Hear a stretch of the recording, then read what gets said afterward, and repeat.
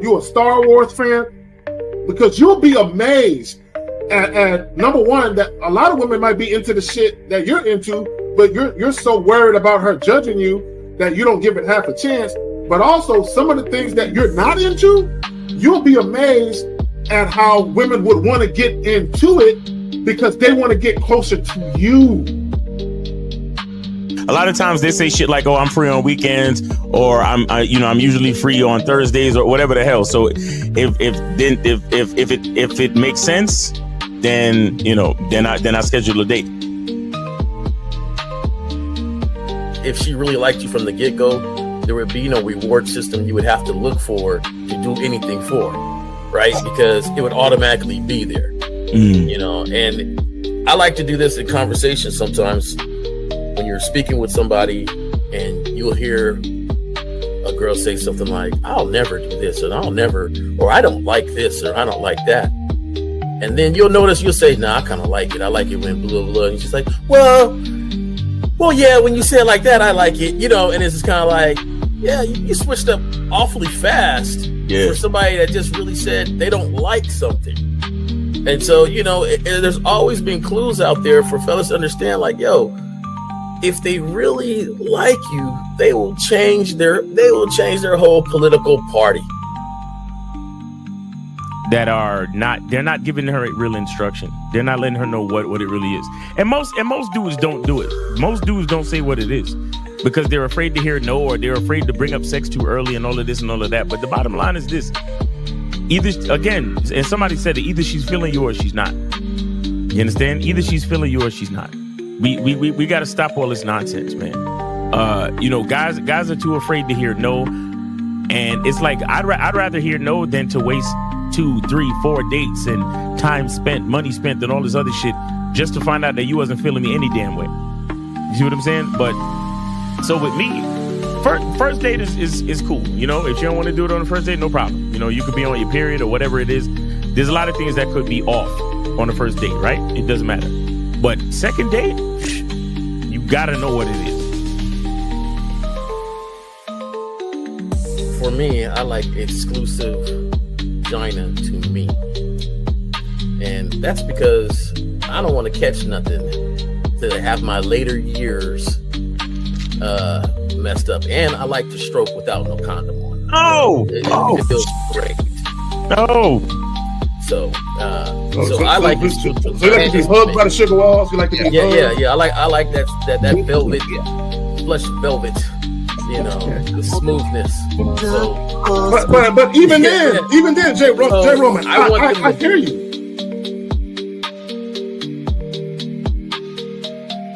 He don't get up for nothing. You understand what I'm saying? So, and the reason is because he has to conserve his energy to do 3 full workouts a day up until his competition date. You understand? So when he's in season, he literally just works out as hard as he can. Then he sits on the couch and his wife brings him everything.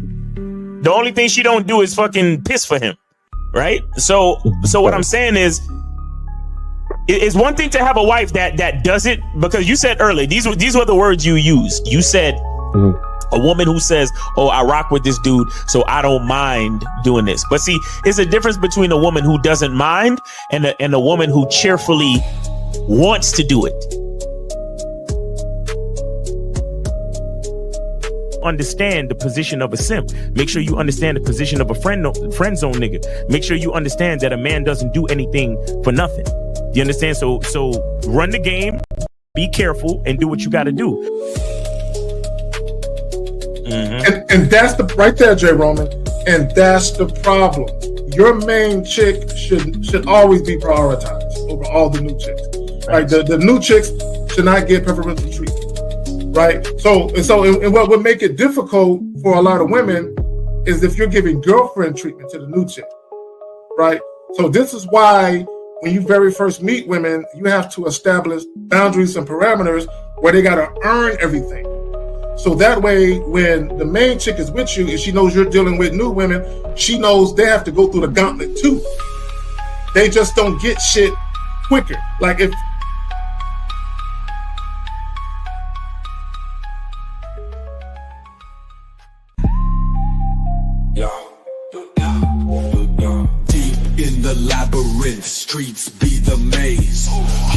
on the mic, Kerry K set in the blaze, sagging.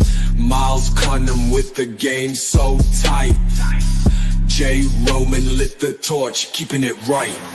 Manhood's the challenge, skill set to master. In a world moving fast, gotta move faster. Trap beat, pounding 808, shake the floor. Guided by the host, wisdom like law. Kerry K drops jewels, the crowd enthralled. Words cut deep, no need for brawls. Miles Cunningham, tactics sharp like a dagger.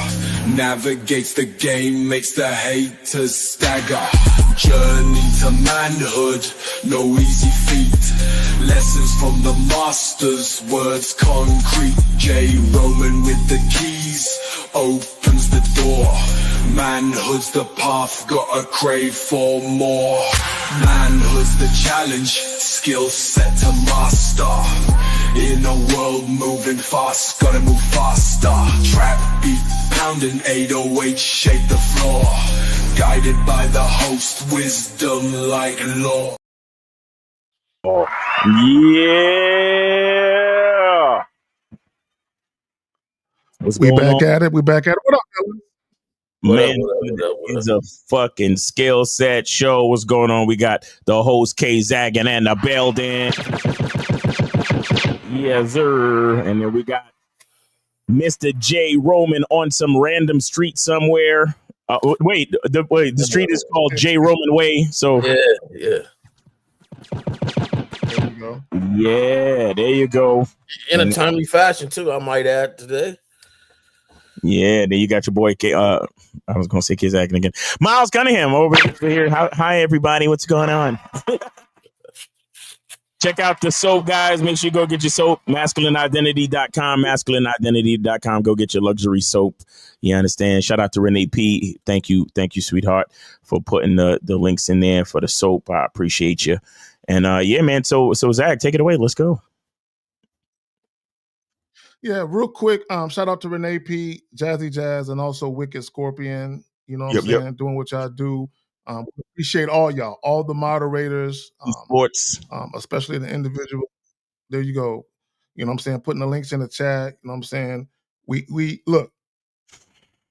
I'm endeared to you. I appreciate you more than you can ever realize, right? And like I always say, you can be anywhere else in the world, but you fucking with us. And for that, you know what I'm saying? I'm grateful for. Yes. Super. So let's get into this, guys.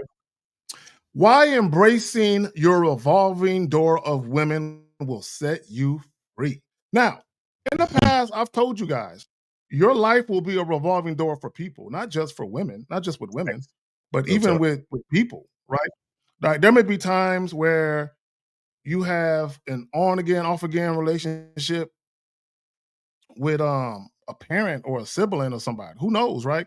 You know what I'm saying? Or sometimes you just stop fucking with them and it's like, I'm gonna love you from afar. I wish you well, but I can't fuck with you, right? It can be that too, right?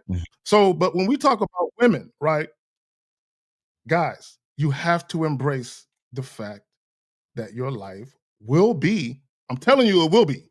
You have no choice but to accept this, right? Your life will be a revolving door for women. Now, depending on how you're moving, the number of women that come in and out of your life, the frequency and all of that, that's yet to be determined. Now, I was watching a video, fellas, recently, and there was this individual who was speaking to this fact, and I said, you know what? I think we should listen to this video clip, and then we can speak to it. Before we get into this, fellas, y'all want to speak to the title? Yeah, I think this topic has a lot to do with the idea of being detached, understanding that we're all promised a one-way ticket out this motherfucker. So that's life in general, right? And as we tell you guys all the time, the game ain't about women. The game is about you. And so in this respect, in this topic, we got to realize that the value of any particular thing in your life, material things, women, whatever, None of those things cannot allow any of those things to mean more than yourself or to mean more than your life in general and the purpose that you give your own life, the purpose and the meaning that you give your own life, which is all, wrapped up in your masculine identity, who you are, what you do, and how you are able to leave this world better than you found it. So, once we realize that, shit, we're in the revolving door. You get what I'm saying? And you only have a limited time before the door revolves back to the other side. You get what I'm saying? So we have to know ourselves and know what is important, and then know what we need to do and how we need to do it before we get to that other side. Go ahead, Jay. First thing I thought of is the old saying where you cannot control anybody. You can only control what you can control, and that's yourself. Facts. So the more you get in tune with yourself and the more that you know what things you like and the things you want around you, and you understand that type of control you have to make that happen, then, it's a simpler way of saying it. However, it still takes skill to do it. And so, that's the first thing I thought of off rip with the title. So that's about it. All right. While K-Zag fixes his situation, guys, remember, do not forget to go get the How to Have Sex with 2 Women a Day critically acclaimed book from the bad boy of the dating game, Mr. Lucario. Go to shoplucario.com and get the book, man. Go get the book, go check it out. It's basically the blueprint to get you started. And then once you read the book, you might as well just hop on the bad boy membership, where you can get 45 to 90 minute videos with step-by-step information telling you exactly how to move, how to date. Like, you could literally turn your brain off, follow the instructions, and get exactly what you want from the dating world. So please, just if you're having trouble, definitely go check out Mr. Lucario. Go to shoplucario.com and also go to badboymembership.com. And K-Zaggin is back, so let's get it. Keep your socks on and eat some peanut butter. Facts. Yes. So this is what I want to say. And there you go. I'll get you a honey pack.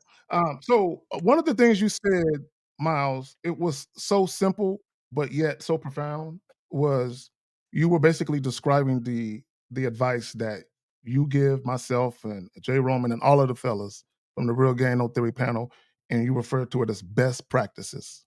Mm-hmm. And I thought it was a dope way to put that, because in order for you to refer to something that's best practice, as you yourself had to have done it. Exactly. And seen the results of you doing it. Hey, I went out there in the world, I was fucking with some bitches. I'm back to tell you how it went. Right? Yeah. That's basically what we do. Look, there's some pros and cons. Look, you could do this, but it's highly likely this might happen. So it's better if you consider doing that thing over there. Right. Based on my personal experiences. Not what I Googled, not what I heard another man talk about, but what I myself witnessed and experienced, right? So, Miles, you said something earlier when you were referring to the title. You said you were talking about detachment. Mm-hmm. Embracing this revolving door mindset can involve focusing on self-love, setting healthy boundaries, and learning to navigate relationships without becoming overly attached or dependent on others, right? Exactly. Yep. Now, I want guys to think about something, right? What if the day you turn 18, somebody told you you're going to die in 12 years. There's nothing you can do about it. You got 12 years, nigga. What are you going to do? I guarantee you, a lot of you guys, whatever you're doing right now, you wouldn't be doing. What would you do with your last day on earth if you knew your expiration date? What would you do? A lot of y'all that's talking about looking for love. Go ahead, man. If you got 24 hours to live, just think. Where would you go? What would you do? Who would you screw? And who would you want to notify? Or would your ass deny if your ass is about to die? The kids don't know nothing about that. The kids don't know anything about that. Those are almost bars, man. You almost hit a few bars on there. Yeah, that's bars, nigga. That's the locks right there. Yeah, that's real shit. Shout out to Bad Boy. Yeah. So, the last days, so shout out to them. So my thing is, what would you do with your last days on earth if you knew your expiration date? And why aren't you doing it? Why aren't you doing it now? Yes, sir. Why aren't you doing it now? Right? Yes, sir. I guarantee you there's a lot of chicks who would move differently if someone told them they had 24 hours. They'd be like, what the fuck is this nigga for? There's a nigga I've been dying to get with. Yo, young bitches think they got forever, and they also think that they gonna look like a young bitch forever. Yo, you ever talk to a young bitch? Yo, And the way they talk, yo, young bitches their confidence is off the fucking meat rack just because they look good on the meat rack for now. Yo, these young bitches, bro, I feel bad for them sometimes. Could they be running themselves ragged, like late hours, mad alcohol, and like bullshit? And I'm like, your body and your face are gonna do it. Like fuck the body. I could give a fuck less about the niggas you fucking. Like, do you really gotta stay up till 4 a.m. every fucking day and drink all that fucking alcohol every fucking day? Like, do you know what you're doing to yourself? But you know, whatever. It's what crazy. do I know? What do I know? Oh, you know, what do I know? Fucking bitches be on the Xanax and fucking the lean and the fucking Molly and the bullshit.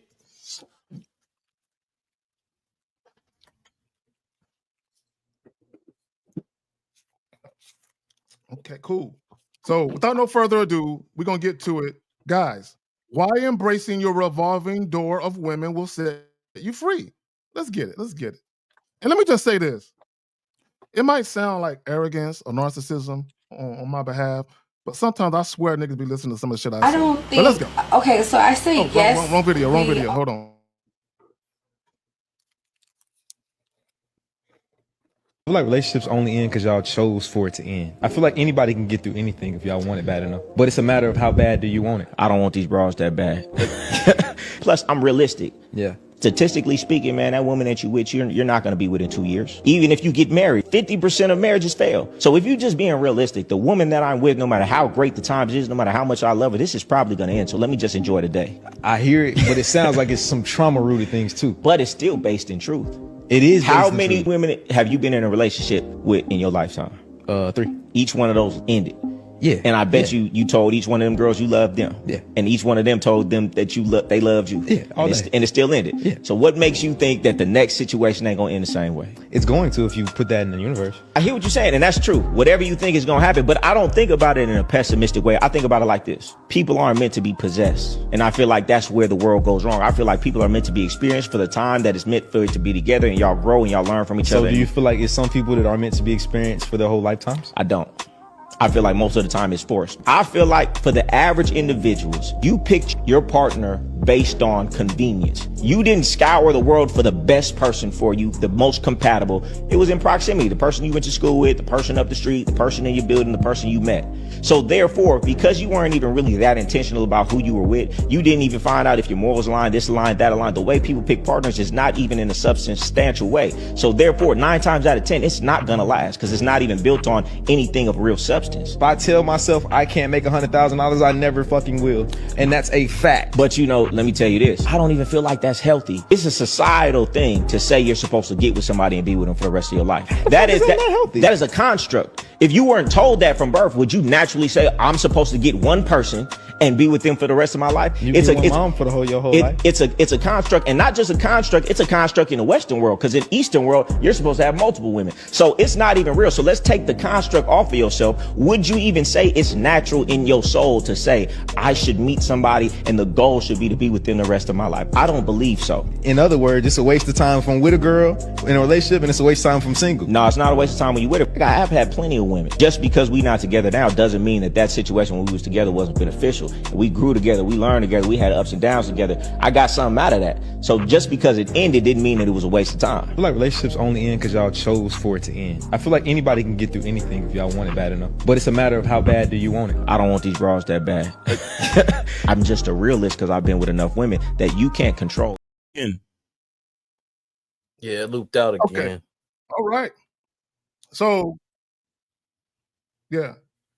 So we guys, I'm gonna let y'all speak to it, man, and I'll come in after y'all. I'll say this. I think the host has more of I mean, and I'm not trying to get at him, but it's just a difference in perspective. But the host has more of a to me, a chick perspective, like a female perspective, like relationships are supposed to be forever, and you're supposed to find, like, I think he got that soulmate mentality. And it's like, if you with somebody and it don't last forever, then it's a waste of time. Like, I can't, that type of fucking mentality is like what the other guy was saying, like the guy got people fucked up when it comes to relationships. And real quick, shout out to LeBrian for the $15 super chat. He says, ready to soak up some more wisdom, fellas. Appreciate you, LeBrian. And take it easy with the soak up stuff, pause on that. But anyway, now I'm fucking with you. But the perspective of everything got to be some soulmate shit or everything got to last forever unless it's a waste of time is some of the dumbest shit in the world. Because, I was having this conversation the other day, and it's like what we don't fully understand about life is that life and experiences is what makes us who we are. Like, I talk about a masculine identity all the time, right? And we was discussing this on the show yesterday. Shout out to Lucario. Shout out to Mr. Lucario, where I brought up the fact that when we advise guys to go out and meet 25 women a day, or to when you go out cruising for chicks, or on a Saturday night when you're trying to meet women, to shoot for 25. Again, it's not about the 25 women. It's about basically encouraging you to go out and have as many experiences as you can, because it is the experience that teaches you about yourself, right? So the guy who goes out and talks to one or two women and gets discouraged and goes back home, he is not going to learn as much about himself as the guy that stays out there and talks to, anywhere around 25 chicks and actually starts to recognize patterns, starts to see how women respond to him, starts to figure out different things that he can say, he can practice his charisma, practice his charm, practice different things to say to women upon meeting them, practice different ways of breaking the ice, practice different ways of engaging to spark conversation, things like that. So I'm with what the dude is saying, the dude with the glasses. I'm more with what he's saying, because life is about experiences. None of this. Look, if I'll say it like this, and I'll pass it. It's either all meaningful or it's all a waste of time. And my point is, the choice is yours. So one of the things I've said, right, is that when you guys are dealing with these women, enjoy the situation until it's no longer enjoyable for you and or the woman. Exactly. Or to both of y'all. Whether or not that encounter lasts an hour, a day, a week, a year, 10 years, 20 years. Once it's no longer enjoyable for you and or the woman, you need to move on with your life. And Miles, you said something real. And I said this as of late too. A lot of men look at relationships like women do. Mm-hmm. They're looking for their forever person. Mm-hmm. And I'm going to tell you why that's dangerous. I'm going to tell you why that's dangerous. I'm going to tell you why it's dangerous for you, and it's dangerous for the people that you date when you have that forever person mentality. Number one, I don't think people realize how uncommon it really is to meet a person and be together until the one or both of you die, and it's actually a healthy relationship for the whole fucking time. The whole time. Right. Like y'all been together 40, 50 years, and I'm not saying you're not going to have your challenges and ups and downs, but a lot of people think simply because relationships last that they're good relationships. Right. No. So a lot of you guys, there is no forever person. Now, if you're fortunate, this is what I would tell you. If you're fortunate, this is for both men and women, to meet somebody and you guys are together forever. I mean, you guys, not forever, but you guys are together for a lengthy period of time and you actually have a healthy relationship, cool. But when you strive for that, you're putting undue stress on yourself to be something that you're not, to find a person that doesn't exist. Right? Right? But not only that, but you're putting expectations on another person. This is why a lot of times when people meet people, it fizzles out because you're too far ahead where you need to be. You already looking at fucking family and life decisions with a person you met 20 minutes ago. It's like, let that shit breathe. Yeah. Let it breathe. Right? Right. Stop trying to be so serious and cuff people. And a lot of times, people's way of speeding up the pace It's not out of, oh, I just love this person. No, it's out of insecurity. It's out of, I don't want to be alone. Oh, I like this person. I don't want another person to scoop them up. The dude said, a lot of you people are out of people, you with them out of convenience and proximity. This is why we be getting all the niggas about hollering at bitches that they job and at the goddamn gym. Yeah. Real talk, real fucking talk. And I just want to say this, J. Roman, give me 1 second. So it's that expectation shit that fucks a lot of it up, because the expectation puts pressure. The expectation and the expectation causes you to not see the situation and the person and a lot of times yourself for what you truly are. You understand? And because of the expectation, the pressure causes you to compromise your identity, your masculine identity, your actual character. And then on top of that, shout out to Mr. Lucario again. That's why the vetting process is so real, because you got to if you really trying to have a relationship that lasts, you got to set things up. You have to set it up you gotta have a plan for it to last that long. And most people don't really plan. They just, oh, I met them at the club. They cute. The sex is good. All right. I just want it to last forever, and I expect it to last forever. But what things are you putting in place? What standards? What consistencies? What levels of understanding and contingencies and plans are you actually putting into place to make this thing last for as long as you want it to last? You understand? And that's the thing with leadership, and why men need to understand what the fuck they're doing when they're dealing with these women. But most importantly, first understand what they're doing when they're dealing with themselves. You got it, J. Roman. Facts. See, I'm different than you guys, man. I'm just straight up. Like, Let's speak to it. To me, both can be true, right?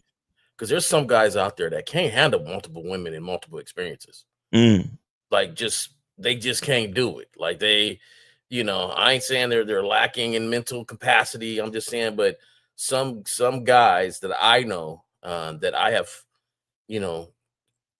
tried to say, hey, let's go enjoy the night. Like, the night needs to be enjoyed, but couldn't do it. They couldn't do it. They don't think of it like that. They look at the picture of their mate building a family, having those Sunday dinners, But Jay, some of the positive things in that, Jay, real quick. It's not even about dealing with multiple women. Even if you want to be in a monogamous relationship, guys can't control that one woman to leave. I'm getting there. I'm getting there. So that's the image or the picture that they see, right? Social construct or not. But I also want to warn guys that have the social construct that of multiple wives, because if you grow up in a certain area, they have multiple wives, and that's another social construct. So, like Zach said earlier, I think one thing that you said is best practices, but best practices for you once you really know yourself. Once right? you know exactly knowing yourself. Now, personally, I believe. Anyway, so don't run from it.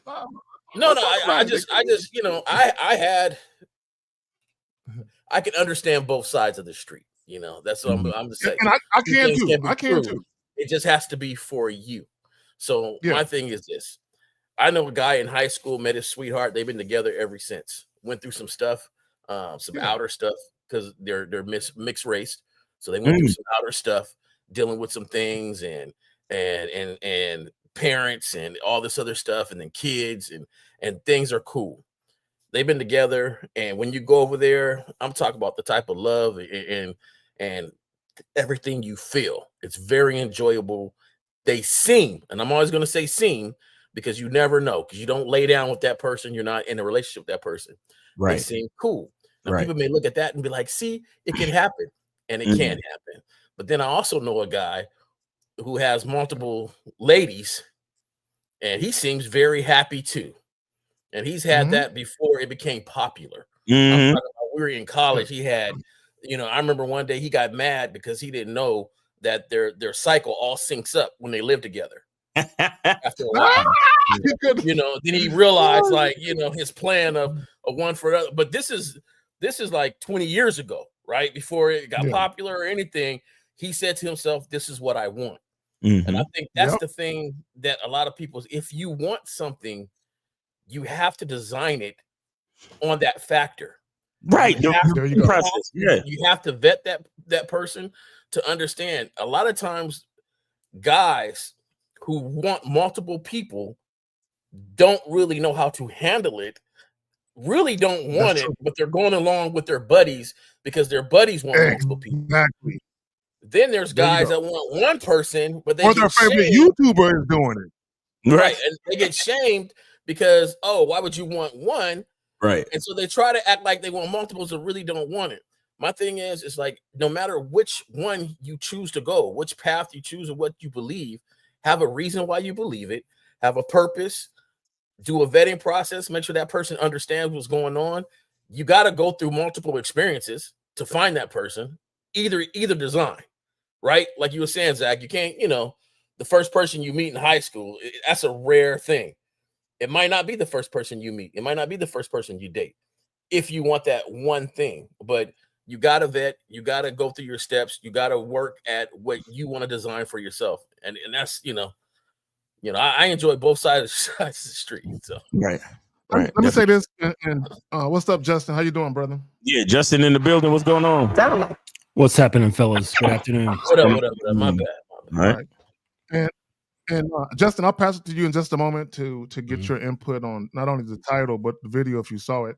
Let me just say this, and Jay Roman, I understand both sides of the coin. I was married. I was in a monogamous marriage where I actually didn't cheat, amazingly enough, right? So I've been there, right? I've been in the monogamous shit, but I knew since I was a youngster that it wasn't really in me to be like that was going to be. I'm gonna live and die on this sword of monogamy and sexual exclusivity. Always knew I can pick and choose to do it when I wanted to do it on my terms. So if I don't want to fuck nobody else, I won't fuck nobody else. But if I want to, I'm sharing this motherfucker, right? So I can see both sides of the coin. This is why I say monogamy has its place in our society. It ain't for me, but I can see how it might be for other folks. Justin, you got it. Yeah, I mean, is that the whole thing? I heard the little bit about the all relationships fail and all this sort of thing, and to me it does sound pretty pessimistic. Well, let me play it over. Let me play it over real quick, so that way you can get the whole scope of it. Yeah, because I don't want you to go just on the bit you heard. Not to say you're wrong, but just to play. I feel like relationships only end because y'all chose for it to end. I feel like anybody can get through anything if y'all want it bad enough. But it's a matter of how bad do you want it. I don't want these bras that bad. Plus, I'm realistic. Yeah. Statistically speaking, man, that woman that you with, you're not going to be within 2 years. Even if you get married, 50% of marriages fail. So if you're just being realistic, the woman that I'm with, no matter how great the times is, no matter how much I love her, this is probably going to end. So let me just enjoy the day. I hear it, but it sounds like it's some trauma-rooted things too. But it's still based in truth. It is. How many women have you been in a relationship with in your lifetime? 3. Each one of those ended. Yeah. And I bet you. Okay, yeah, do you want to hear some more, or you good with that? No, I'm good. Yeah, I'm with the guy about saying like this sounds like some trauma-related stuff, and then he comes back around. His immediate response was, "Yeah, but the statistics, right?" Yeah, facts. And so this is what a lot of people will do: is they'll take their own fear and pain, and then they will not want to feel that and want to create a barrier so that they don't have to have that experience again. And then they go to, some sort of scientific thing that gives them justification or plausible deniability to say, look, these are the numbers. Why, and I use that to strengthen their coping mechanism. Right. And this is what a lot of guys do. And you're like, oh man, I'm not going to fucking date women. Black Pill does this stuff. They're like, I'm not going to date women because all women want 6 feet and over men. Just look at the statistics on, the data driven from taken from dating apps. You know what I'm saying? So, and you look at the dating apps and the women are all like, I want men 6 feet and over. And it's like, yeah, but then why are dudes not 6 feet fucking? Right.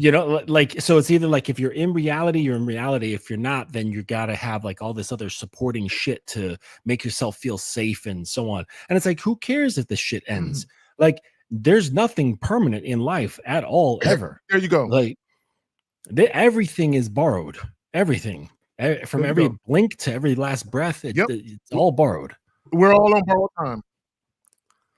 Yeah, so enjoy it. You know what I'm saying? I think. So let me say I this. think like and attachment Justin, is from fear of glad- loss. Yeah. I was just going to say that I think the No, attachment Justin, has I'm to do glad with you fear of came loss. in with that. It's fucking delay. Is there a delay? Yes, there's always a delay, Kay. I'm sorry, bro. Y'all go ahead and talk. Okay. Y'all go ahead and talk for a second. Hold on. No, finish what you were saying, Justin. Oh yeah, I was just saying that a lot of people have difficulty with impermanence, right? And they will then attach to things and think, if I just have more control, then I'll feel safer, right? Exactly. And I notice this with a lot of the guys with the dominance training that I do. They think, oh, okay, well, if I have just a strong enough program, then I don't have to feel pain anymore, right? If I control enough factors, I won't be able to feel pain. And women do the same thing. This is why you come across women who are into controlling so many things in life, because they want to avoid pain. They're afraid of uncertainty, right? And I think that one of the greatest things about being a man is that we can very easily settle into uncertainty and be comfortable. You know, because we're just like, yeah, I know shit doesn't always work out. It's happened a million times. So you can learn to be calm and even pleasant within uncertainty. Right. Yeah.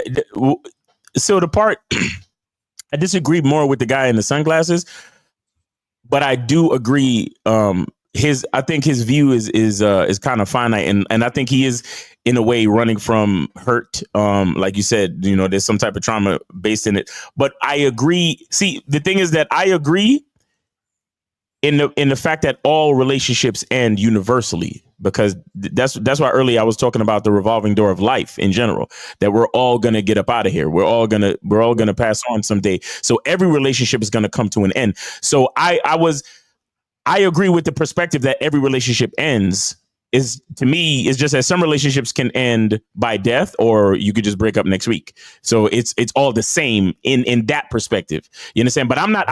My thing is that I don't think men should be afraid of any relationship ending, because each experience gives you more information about yourself, period. So I think we should embrace all of it. Not only that, see, I'll just say this about myself, right? I've been the lover of many women, right? So even when it comes to, having profound feelings for women, I don't think guys should run from that. It's okay to meet a woman and you care immensely for that woman and that relationship doesn't work out. See, a lot of guys, and this is, probably especially true of our grandfathers, great grandfathers, so forth and so on, where if the marriage didn't work, they looked at it as a failure. I failed as a husband. I failed as a father because I couldn't keep my family together. I don't look at relationships ending as failing. I look at it as it ran its course in time. That person was meant to be in your life for that period of time. Now, what I do think is that people stay in relationships too long. I think some people stay married too long. Like I'll use a perfect example. When Steph Curry's father, Dale Curry, and their mother, Sonia Curry, when they was going through the divorce, and she was dating another guy, people were tripping, saying that's fucked up. And I remember saying, I'm like, they had a successful marriage. I'm like, they got two sons in the NBA who are both millionaires. They got a daughter who's dating an NBA guy. He's a millionaire. I'm like, they don't get in no trouble. You don't hear nothing bad about them. I'm like, they raised their kids to be upstanding citizens, and they divorced after their kids were full grown. They had a successful marriage. But most people don't look at it that way because they have this mindset, but it didn't last forever. They were supposed to die and be buried next to each other in matching burial plots, right? That's not real. That's not realistic. But y'all got it. Right. Real quick. Shout out to Razor the Don. He said for the $4.99 super chat, he says respect to the game. Appreciate you. One thing that put it in perspective for me was this movie, Jackie Brown. I don't know if you guys ever seen the Jackie Brown movie with Pam Grier and Samuel Jackson. Yeah, right? I didn't see the whole thing. I saw. Okay, there's a part where Robert De Niro, his boy, gets out of jail, and he goes, "Hey, you're going to stay with my surfer chick," and he has like this caper coming up, right? This gig that they're going to do to rob something. And while he's at the surfer's chick's house, Samuel Jackson leaves, And the surfer chick starts talking to Robert De Niro like, "Hey, we seem like we're gonna be doing a lot of work. We should just take the money. Like, why are we doing all the work and we should just take the money, right?" So as soon as Robert De Niro gets with Samuel Jackson, he goes, "Hey man, you can't trust her. As soon as you left, she started talking about taking the money and stuff." Mm-hmm. And he goes, "Oh, I ain't gotta trust her. I know her." I remember that scene. I remember that scene. That shit was fire. Yeah. Because just like when I left, you smacked, right? And he kind of looks at him like with a surprised face. He's like, "Yeah, I know you smacked." So right then, I always thought about that. Like, honestly, when we really, really start to know people or have an understanding about other things, stop putting a facade up like you don't know. Mm-hmm. We know, just like you were saying, that you can't guard yourself fully from these relationships. It's a gamble. Now, as long as you prepare yourself, you know that, hey, this relationship could end at any time. Like cats that are married need to understand, hey, your wife could come home one day and you could have did whatever you thought was the rightest thing ever. And she could say, "Hey, I don't love you no more. I want to get out of here." And they're like, "Oh my God. No, relationships have the possibility of ending. And if you know this, that's what you trust. I'm not putting my trust in anybody else. Like I know a relationship can end. I'm prepared for it in my head already. Hey, we're doing cool. We're rolling, but it could end." Yeah. I put my trust in reality, not in fantasy. Fantasy, we're gonna be together. Like in the Notebook movie, when the wife died, the guy died of a broken heart, like right next to her and shit. Like, That's crazy. Oh, the Notebook. Mm-hmm. Y'all got it. My shit is tripping. Well, that reminds me of another thing. See, well, because the destruction of guys has to do with their attachment and their emotional, the depth of their emotional involvement. So my question is, why are they doing it in the first place? Right? Because what's the great need? Right? This is like going into areas where we talk about guys falling in love and being in love and all that stuff. There's a like, I think with a lot of guys, I mean, after working with dudes for 10 years now, there's a lot of neediness, and it goes all the way back into relationships with mom. There's some either unrequited things going on there, like wishing they had a certain something from mom or wishing to continue what they had with mom. Right. So there's this thing, and there's a codependence developed. Then it's like Arrested Development, usually young age, like under 10, and they never deal with that. And then it just continues on in the adult male. Right. And it just comes out in different ways because he's a grown up.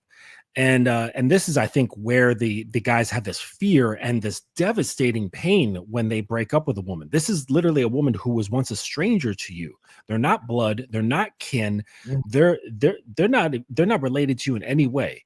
Yet they've got a deeper hold on your emotions than your own family. Why? Right. Why? You know what I'm saying? So that just reminds me of this quote from well, yeah, but what that does, what the pussy does. I mean, it's deeper than that. Justin, I know I'm being a little facetious. It's deeper than that, but it's associated with the fact that those women have a vagina that they climb up in. But go ahead, Jay. Of course. Yeah. Well, it reminds me of this quote from that show, well, the novel and the show Shogun. If you guys haven't seen Shogun, you have to watch this fucking show. It is incredible. Dope series. Oh my God, it's so good. So one of the main character samurai dude, not the white guy, but the main Japanese dude, he says every man has 3 hearts. One in his mouth for the world to know, one in his chest for his family and friends, and a secret heart buried deep where no one can find it. And these dudes are connecting that buried deep secret heart with women. That's where they're making that connection, so that when that gets taken away or it breaks or it gets ripped apart or he has to leave or whatever, it creates this devastating emotional reaction. And it's like, that heart's not supposed to be connected to other people. Like, that's just for you, like maybe for you and God, and that's it. Right. Real talk. See, I need to watch Justin show too. I need to watch that shit. I haven't watched it. Yeah, it's so good. bad. It is. Yeah. It is so good, man. dope. Just the Check it thing out. you was And talking this is about. why, Justin. Go ahead, Zach. Because My bad. Real quick. And this is why I say a lot of guys, when they very first meet women, they give women just unabated, open access to them. Like you said, that third heart deep inside, right? That should be for you. Because here's the thing: when a woman comes into your life, a woman should not be able to bring anything into your life you can't do without. Okay, but a lot of guys, when they get women in their lives, they act like the world is going to end if that woman isn't there. And Justin, you said it plainly. That woman was once a stranger and you were doing just fine. And let me just say this, and this is for both men and women, right? And this is for y'all to start living in reality and stop living in fantasy land, right? When everybody is single, right? Both you men and women listening right now and the people that's going to listen on the upload. When everybody is single, everybody is already dating other people. You know you're meeting women that's dealing with other guys. Ladies, you know you're meeting men that's dealing with other women. So why is it when y'all get into a relationship and you find out that person is still fucking with other people, you act like the world is coming to an end? You met that motherfucker fucking other people. So why would you be surprised that they're fucking other people?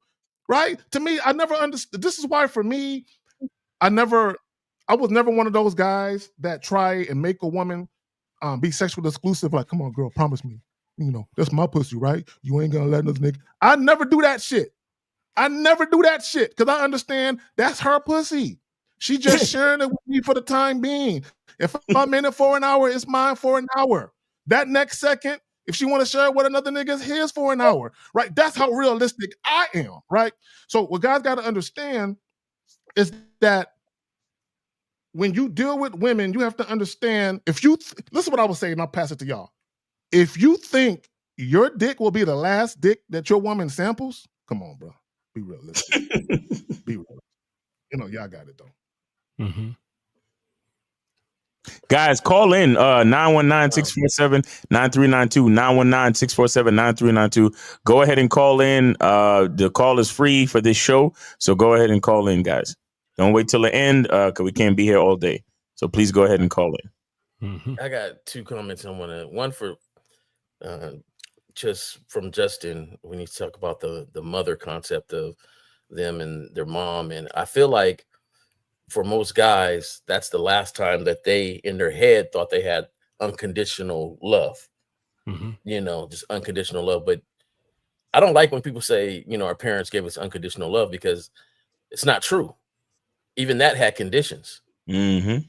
Right? It just does, because you made them a mother. You made her a mother, something she's been wanting to have happen, and she gave birth to you. You made her a mother. Now, there's time periods when we all know when you have kids that they'll come into your room, or they'll come home or something, and the joy you get from seeing them, from hugging them, from, you know, knowing that you're providing these things for them, to see them run around happy.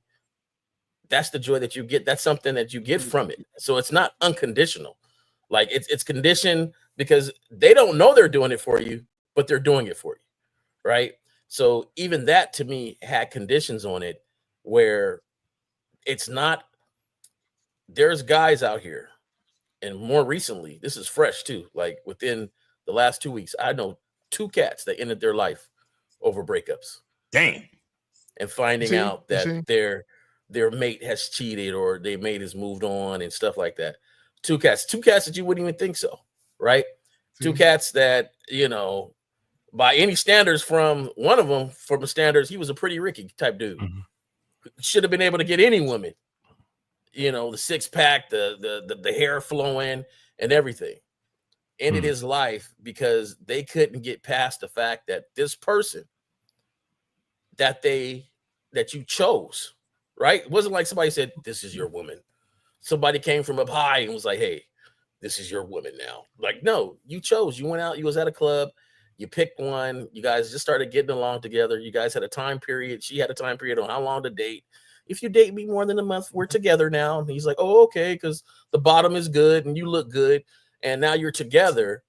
And now you can't see yourself or life without her. Which is really massively, to me, the dumbest and the weakest minded stuff that I have ever heard of. But I'm gonna tell you why in a minute. But go ahead. Yeah, but people literally go through that. Like they thought that this relationship was just never going to end. And I think that's the thing that let's live in reality. Like, look, it can be the happiest thing, but it also can be the saddest thing. And it's time to go. I'm sorry to hear that. Yeah, like it's like if these are friends, if these are friends of yours, man, I'm really sorry to hear that. No, it wasn't. One was somebody I know, and another person was a buddy of mine. It was part of his family member, and it's some crazy stuff where you look back and say, "Yo," and honestly, with the mindset I have, it's like, man, you feel sorry for the family, you feel sorry for the friends, and whatever life situations that they put the rest of the people that are the close family members know. But then it's hard for me because mentally I'm looking at you like, dog, are you serious? Like, did you think your life ended because you caught her cheating? Did you think your life ended because she wanted to leave you? But right there, Jay, okay, so and Justin, earlier we was talking about this deep thing. For what, and I can't help but to think that it's connected to the woman in her vagina. I can't help, because when your best friend doesn't want to be your friend anymore, do you delete yourself? Do you? I never heard of that. I never heard. You know what I'm saying? So why is it when a woman that you're fucking acts a certain way, you feel like, I don't want to be here no more? I can't help but because here's the thing. For whatever reason, guys are mentally and emotionally attaching themselves to the woman via her vagina. So what I mean by that is, if someone else tampers with the pussy, they feel deeply and mortally wounded. Like, another dick was in there? Oh my God. Right? And my thing is, and this is the thing, and I'm not condoning women cheating. Guys, if you believe cheating is a fireable offense, break up with the chick. But if a woman cheats on you, all she's doing is muscle memory. She's used to having different dicks, right? And I'm not trying to be, well, I'm kind of being facetious a little bit, but my point is this. If she cheats, all she's doing is what she's always done. Right. Fucking different niggas, right? I mean, if we strip back the morality of everything and people stop clutching their pearls and just look at the brass tacks of everything, this woman, she did exactly what she was doing when you met her. She was sharing her pussy with other dudes. So if you meet a woman under that pretense, right, and you find out she's doing the same thing, you're like, damn, bitch, you can't help yourself, huh? Right? It's over. You know what I mean? That's all I got to do. So, but and I think even with this title, why embracing your revolving door of women will set you free. And everybody spoke to it. Attachments. Dudes have unhealthy attachments to women. You think it's love. And let me say this, Jay Roman, let me say this real quick, and I'll pass it back to y'all. If you think about the fact that there are guys out here, women do it too, but we're talking about guys, deleting themselves behind finding out that the woman is cheating or that she's leaving, right? That means you are way too emotionally invested in that woman. So how does that even start? How do you get to that point where you're so emotionally invested to that woman that you make an emotional decision like deleting yourself? So let's go back to when guys first start getting with women. It's already starting in the beginning. You're too emotionally invested in a woman saying yes or no to you. You're too emotionally invested in having access to fuck the woman. So it makes sense that the longer the relationship goes on, the more emotionally invested you become, to the point where it's so unhealthy that when that relationship ends, you feel like your life is meaningless. But y'all got it, man. Right. Well, this is why this is exactly why this topic is so important. Guys, call in 919-647-9392, 919-647-9392. Go ahead and call in. This is exactly why this topic is so important, because this topic also, I think it gets into the issues of how guys deal with breakups. You know, they and the issue with breakups. Okay, I think we got somebody. Hold on.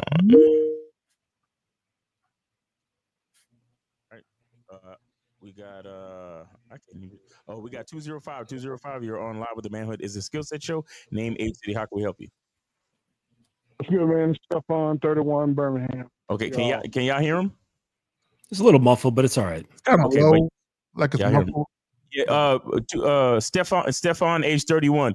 Can you? Are you talking directly into your phone? Oh, excuse me. I am now. Okay, please. Thank you. Yeah. You hear me better? Yeah, we hear you better. Keep it like that from here on out so we can hear you, okay? You said All right, okay. 31. Go ahead, brother. What's your question? All right, yeah.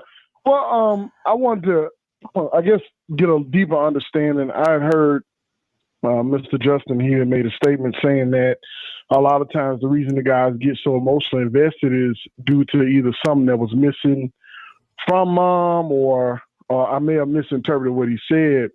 But I'll say as for me, I think I would date through my ego. And what I would mean is I would do nice things for women because I enjoyed the reaction of them, whether or not it was real or fake. And most of the time, the reaction from them may be fake. So let's say I bring flowers to them. Oh, my God, thank you. Now I'm feeling this good feeling, and I'm tied to the emotional response of, it makes my ego feel good because I brought them something. And so then never did I want to delete myself, but I did react in an angry way when things went left.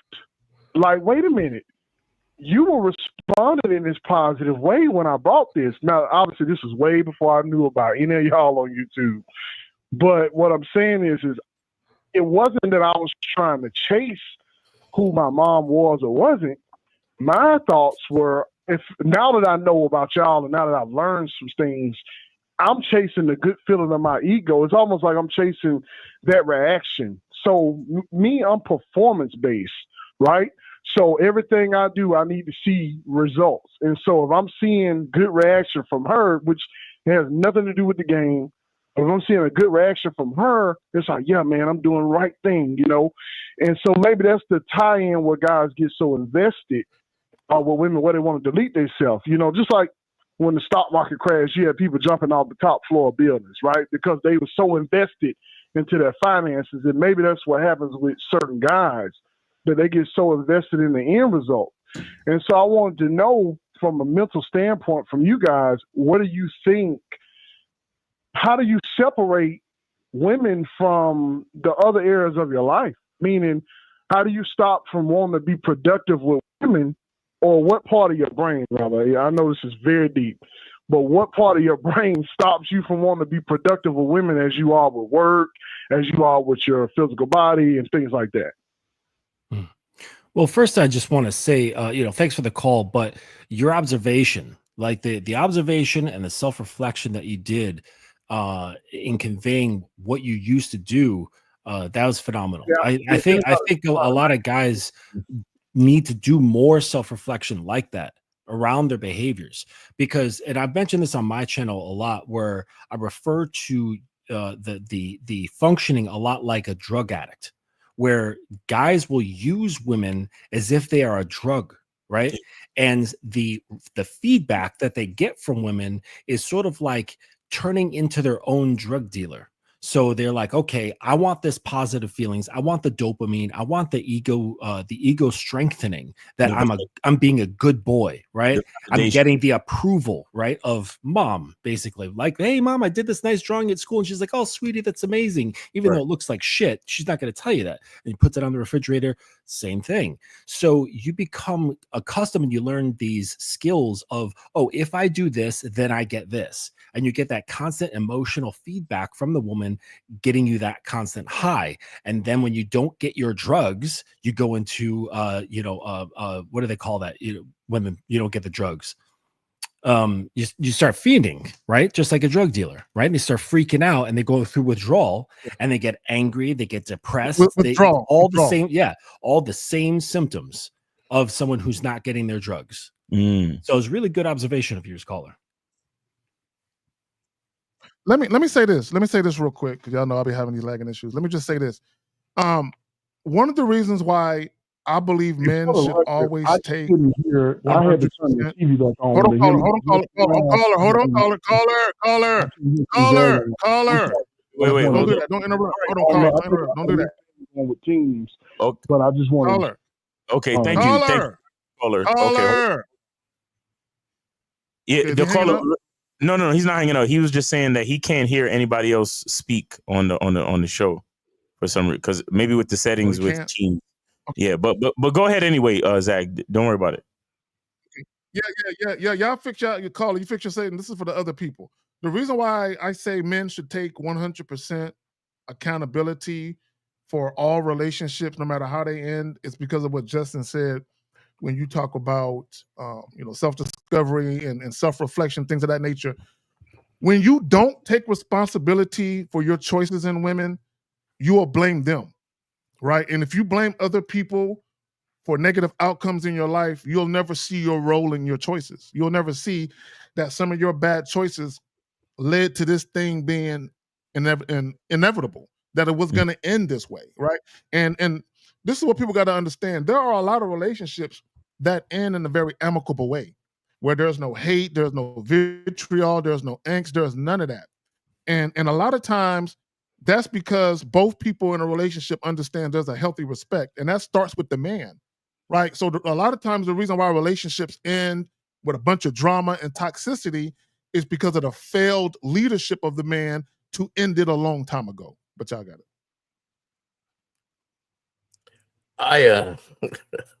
I was the caller at one moment in my life that I recall. Had a very, very beautiful girlfriend. If I could just say this, again. I wanted to say this in response to what Mr. Justin was saying. I will give credit, though. Part of my issue came from not understanding. Now, my mom and dad were separated, so I didn't understand why my dad moved the way he moved. Like, I was like, it was almost like, now that I'm grown and now that I know who I am, well, I'm trying to know more about who I am, it's almost like I was hating on my dad. And my mom never said nothing bad about my dad, but I'd be like, man, what in the world? Why does my dad always choose himself? Why does he always put himself first? And part of, I think, excuse my language, but the bitch assness that I was going through was kind of what Mr. Justin was saying about the feeling of the mom, but really it was like I was trying not to be who my dad was. And in essence, my dad is like the epitome of what you guys are teaching guys, putting yourself first. He took care of us, but it was like, I don't know, when I was younger, I wanted more time, but he was working on his craft. And I didn't understand him. He's still alive today, we talk. But I didn't understand him, honestly, until about a year ago when I started listening to y'all. And it really, like I said, the game goes way deeper than women, man. I'm telling you this. You guys have, like, in a sense, made me have more respect for my father. And so what Mr. Justin is saying is true. It's just, I'm going to go, as it relates to me, it was the opposite. It was like I was kind of chasing the youth in me of trying not to be who my dad was when I was growing up. But in essence, caller, let me ask you a question though. Caller, let me ask you a question though about your father. Let me ask you a question about your father. My dad. Caller, let me ask you a question about your father. Hold on. Caller, let me ask you a question. Caller, who put into your head that how your father was moving was bad? Did you come upon that thought on your own, or did your mother put it there? So, caller, because you say you can't hear anybody else, K Zagan is asking, who put it in your brain that? Hey, listen, who put? What I did was I heard him. Okay. I had to turn the TV back on, so I'm able to do it that way. I can work through it. So I heard what he said. Listen, I don't know, K Zagan. It had to come I think it just was in me. That was my mom. Well, let me say this. I will say I had my mom's brother would badmouth my dad a lot growing up. I'm in the South, so we're big on church. My dad's a big time pastor here. My uncle's a pastor, and it was just a bunch of feud. Basically, he fired everybody. Just to give a long story short, him and mom broke up, whatever. So I would watch my uncle badmouth dad, but I didn't take his words literally. but that was just something in me that wanted more time with my dad. And because I didn't get it, it was like I was chasing that. Sorry about that. Okay. So my thing is this, like, there's going to be a multitude of reasons why you do the behavior that people do. And I don't want to get people caught up in, oh, I wasn't doing it for this, I was doing it for that. That doesn't fit. There's a multitude of behaviors, right? At some point, you got to wake up. You know, you don't spit in the wind head in your direction, right? Like, only how many times you're going to do that? At some point, you got to wake up. Now, I don't care why I was doing the behavior. And I always self-reflected, and I realized that it was the bad behavior to do, right? So at one point, I had this girlfriend, and she said she liked flowers, and so I got her flowers frequently. Now, I broke it up with her for some other reasons, broke it off with her for some other reasons, and we had a phone call one day, and she says, I just want to let you know you were the most attentive boyfriend I ever had in my life. And anything else she said wouldn't have cut as deep, but that cut deep. And it woke me up. Like, hold on, what? Like, you know, because until you solidify and you become comfortable with exactly who you are, you might have glimpses of who you are, right? And those glimpses might happen per individual or per function. How bad is she or whatever, right? But in all actuality, who you are needs to be consistent. So, you know, I didn't have the suckerish moments every moment, but that was a sucker moment, right? And I could realize, like, hey, you know what? I ain't ever in my life doing that again, right? Some of you guys need to have the experiences to get cut, to wake up, to say, hey, I need to do something different. I need to reflect and see, why do I keep having these same experiences? I need to reflect to see, you know, this feeling, because as soon as she said that, I know exactly how I felt, and I didn't care about that compliment. I didn't ever want to hear it again, and didn't want to speak to her again. She basically cursed me out with that sentence. You was the most attentive boyfriend I ever had. That's how I felt in that moment. Like right. Every curse word she just said.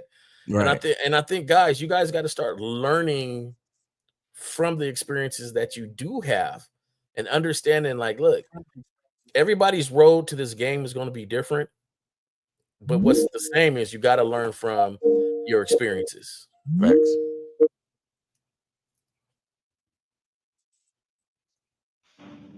And that's right there, J. Roman. All right, I don't think guys learn from their experience. We got 201. Name, age, city. This is Duran, 29, Los Angeles. Okay. All right. What's your question? Yeah, so I just wanted to learn how I could let go of old beliefs and like old ways.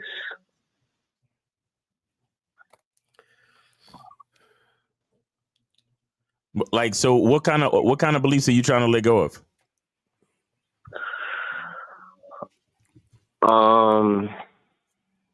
Just like when I was raised, like I was given misinformation. How do you know it's misinformation? How do you know it's misinformation? Yeah, how do you know? I was raised by a single mother. Okay. So like I didn't really have like a masculine presence guidance like that.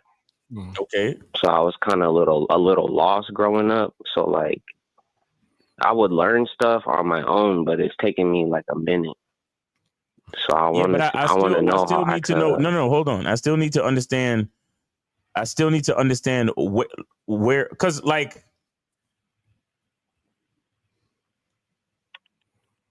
I'm hearing too much assumption, right? You're assuming that you were lost. What made you realize you were lost? I still need to know that.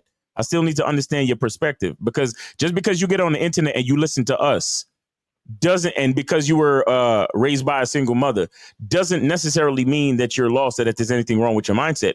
What is going on in your life that is showing you or proving to you without a shadow of a doubt that something is wrong with how you were raised, and these beliefs you need to let go? What is your proof? What is your evidence? Well, I don't have a lot of success with women, but I have like success in other areas in my life. So I'm curious. Can you hear K-Zag again? Can you repeat that? Did you hear K-Zag just now talk? No, I just hear Can you hear me call? I don't know. This team shit is different. I got to figure something out. This shit ain't the best. Well, caller, I guess what did he say? Nah, he didn't say nothing yet, really. Hold on. Go right, caller. So I think what Miles is asking is, you said that you've got some beliefs that you want to learn how to deconstruct. They're learning to. They want to try to deconstruct the. Justin, he can't hear you. Justin, he can't hear you. 30 Justin, this year. he can't I hear don't you. want to keep making the same mistakes I did in my 20s. Right. But like, it's like I'm at a point where like I'm not the same man I used to be, but I'm becoming a new man, and like I'm struggling with that because I don't want to mess that up. Right. All right. Okay. 1 second. Miles, can you put him on hold for just a second so I can say something? Yeah, go ahead. Can you, Miles? Is there a way when the callers call in, if you can tell them to turn on a TV or a computer? Okay, call it. So that way they can hear us speak. Where are you listening to the show? Where are you listening to the show? Well, it's paused now on my phone. Oh, it's paused on. Yeah, so he's listening to the show on his phone. So I doubt he could talk and still hear the phone at the same time. I'll try to relay the message. Go ahead, Justin. What was your question? Call it. Just hold on a sec. Well, I was going to say that the question is, what has he learned that does not, or what has he learned that is conflicting with his beliefs? So he's got a belief that he's had, and then he's learning something that is contrasting with that belief. Is there anything like that that's happening in his life?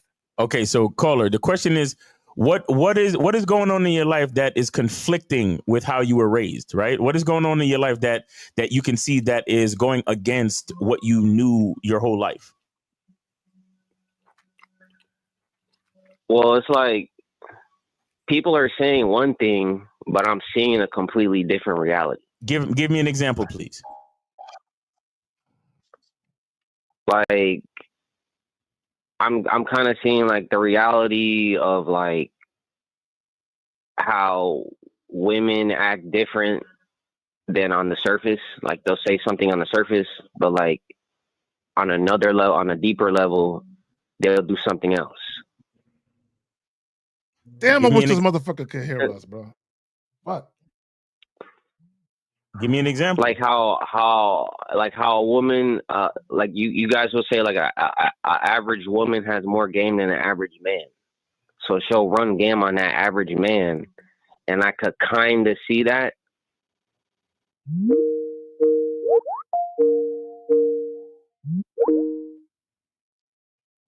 Okay. Yeah, hello?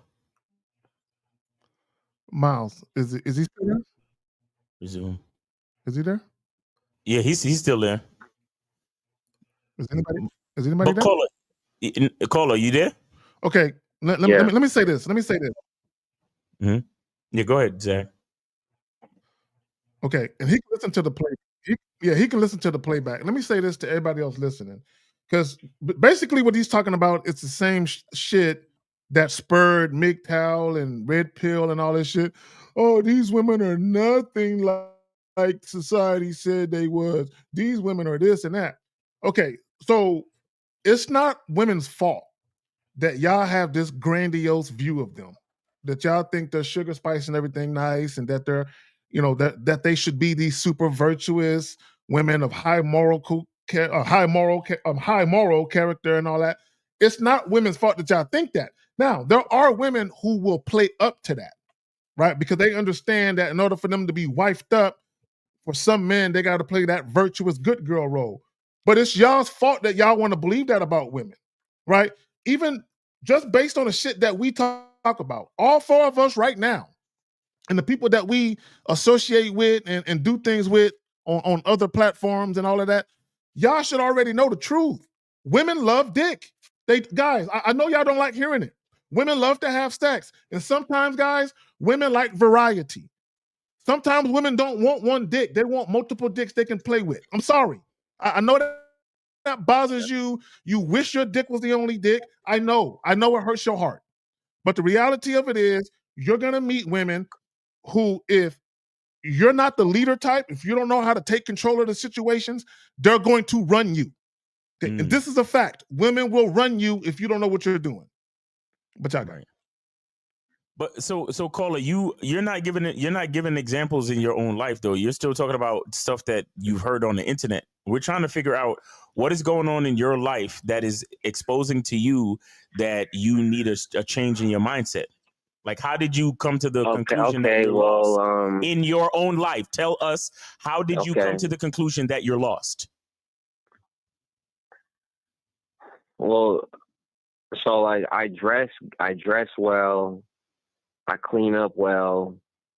So I do like all that stuff, and then I'll talk to a woman, and then she's not feeling it, but like, and it's like I got all this stuff on point because you're not sexually appealing. You have no. He can't hear you, Zach. I'm sorry. He can't hear you. Shit, we can't hear you. Okay. You pop locking again, man. Yeah, your mic is going in and out, Zach. Maybe you could tell the caller when we start to talk to mute the call and re-listen. Miles, ask him how much Red Pill shit he watches. I bet you it's a fuck ton. Caller, do you watch Red Pill? No, but I know of it. No, but you know of it. So you've never watched any Red Pill content whatsoever. Red Pill led me to this. But like I never really consumed it. I just, I would look at it here and there, but I was never really like immersed in it. Mm-hmm.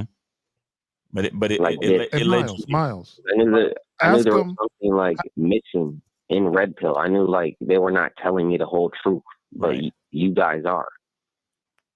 Miles. Okay, Zach, you say ask him what? Miles, ask him. Ask him what's his views on sex as it relates to women. How does he believe women should view sex? How does he believe women should view sex? How do I? Yes. Yes. How does he believe women should view sex?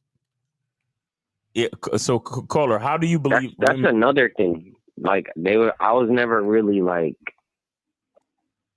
told like it's okay. You know what I'm saying? They would try to like shun it growing up. So I think that may have an effect on it as well. Mm-hmm. And I'm a firm believer. Because like ever since I was young, I would always have women around me and stuff. Mm-hmm. But like I didn't know how to lead them because I guess my dad wasn't around, so he wouldn't really give me advice like that. But your dad being around had nothing to do with it. Don't blame that on dad. That had nothing to do with it. We gotta. I still feel like I know the caller can't hear me, but let me just speak to everybody else. With women at an early age. Can you play some on hold for just a second? Yeah. And my mom wasn't really feeling that. Caller, hold on 1 second. Yeah, go ahead, Zach. Okay, so let me say this real quick. We need to stop using the excuses. Oh, this parent wasn't around, or this.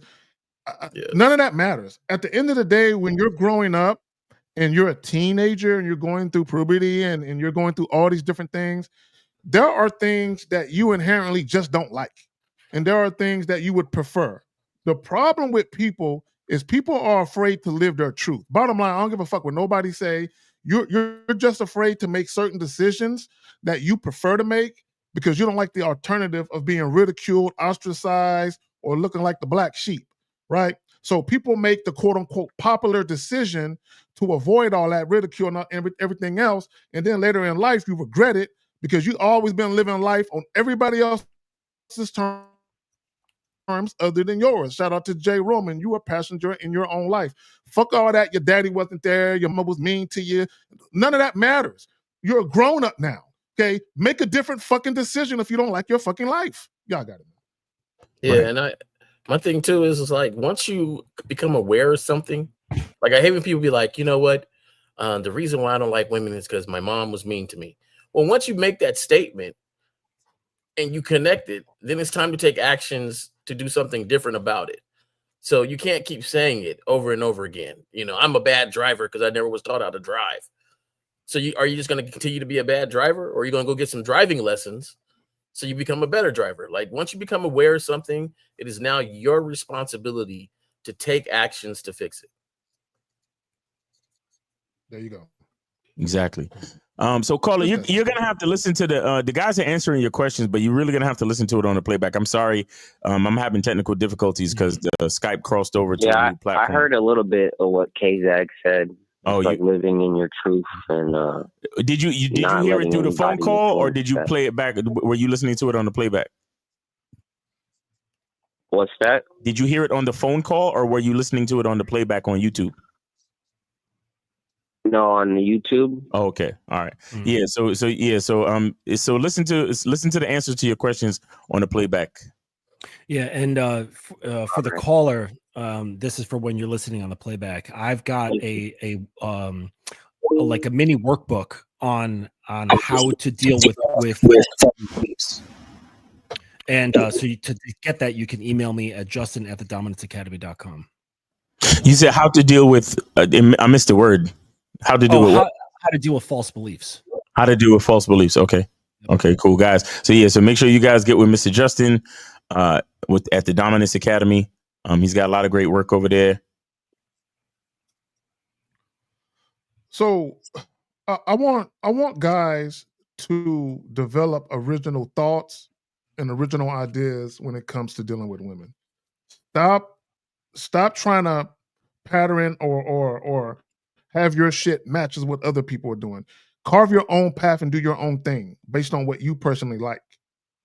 Right? I think a lot of guys, I think your issue is you believe that if you listen to other people and follow a certain way, right, whether it be society, women's, or whoever else's, and you follow a certain way of doing things, that you're going to get what you want. How can you get what you personally want by following someone else's methods? You have to develop your own methods that work for you and your own unique personal masculine identity. Shout out to Miles. Y'all got it. I just think things are easily said than done, right? And I'm hearing your statement, Zag, and it's like, I think they don't know how to do that. But then again, they're not sitting here and taking advantage of the guys that have programs to learn how to do that. Right, right. And I think that's the connection that it's kind of lost a little bit, where it's like, I want to do better. I want to do this and I want to do that. Well, and then like, hey, you guys got to do it. Here's a program. Miles has a program. Zag has a program. Justin has a program that's saying, hey, if you email me, if you get on my program, I'm going to help you know how to do these things so you can get better. Yeah. And I think that's the difference. You can't just get it from watching the show, and because the information is kind of blanketed and it's not actually for you. The more you can get information designated for you, the better you'll start your path on. You need tailor-made advice. Exactamundo. So like give it part of the program, give it one of these programs and see how it goes for you, how it helps you change and how it motivates you. What cracks me up is in any other facet of life, if I wanted to be a construction worker, right, I just can't go out there, watch construction videos and then go build something. Right. You know, I can watch them over and over again, but at some point I'm going to need somebody to say, hey, I know it said the red and blue wire does that, but the green and the red wire does the same thing. In fact, it doesn't matter the color of the wire. This is where the circuit starts. You know what I'm saying? Like there's things that people who have been doing it and experiencing it daily know how to do certain things. And those are the people that you go to say, hey, how do I really, really do this? And I think that you guys got to start investing in yourselves. I don't understand it. Like you watch a few shows and you say, I know I need to invest in myself. Yeah. So how do I do it right now? Live on TV, live on YouTube right now. Tell me how to do it. No, be a part of one of these programs to help back you up. Right. So. Yeah. They Jay Roman, you said something. Yeah, go ahead, Kay. No, Jay Roman, you said something. It was so simplistic. I don't want to gloss over it. You was talking about the red and white wire, or red and blue wire, whatever fuck color it was, right? And you was like, the green and the other color wires do the same thing. In fact, here's where the circuit is. It doesn't matter the color of the wire as long as it's hooked to the right circuit. So if you think about something, if someone is giving you some information and they say, hey, just plug that into the white and red wire, right? That's surface level information, right? But if you want more detailed information, let me tell you where the actual circuit is, where the wire connects to, so you don't got to worry about the color, because you know exactly what it's connected to. Even when you talk about dating advice, right? Guys are so on the surface with just wanting some pussy, they don't understand the responsibility that it takes to even be a guy that's getting some pussy. There is still a responsibility as a man, you know what I'm saying, when it comes to dealing with women in any capacity, because even when it involves something as simple as casual sex, you can fuck up your life. Mm-hmm. But y'all got it. Yeah, like I don't want to I don't want to take responsibility for myself, but I want to be able to navigate another person, right? I don't want to be able to navigate myself. I don't have the grit in order to do that, Right. but I want to integrate my minds, my body, and my emotions with somebody else. Like that doesn't make any sense. Nope. So what do you think the outcomes are going to be? If you fucking sweep yourself under the rug, you're going to handle women well? Get out of here. And that I think I want to put those two statements together as far as what Jay Roman was saying and what you're saying right now, Justin. It's like the lack of self-importance is just mind-boggling.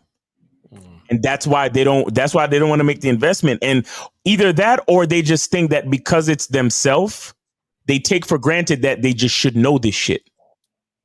You get what I'm saying? Like, because, well, I'm me, so what, you know, but at the same time, you have all these questions, and at the same time, you're seeking all this validation. And the fact that you're seeking validation, they don't even know that that is a lack of self-awareness. So you've been living with yourself your entire life, but you're still not self-aware, right? You wake up every day to your own life, but you're not running or controlling or even influencing your own life. You're still shout out to Jay Roman. You're still a passenger in your own fucking life. You're being led.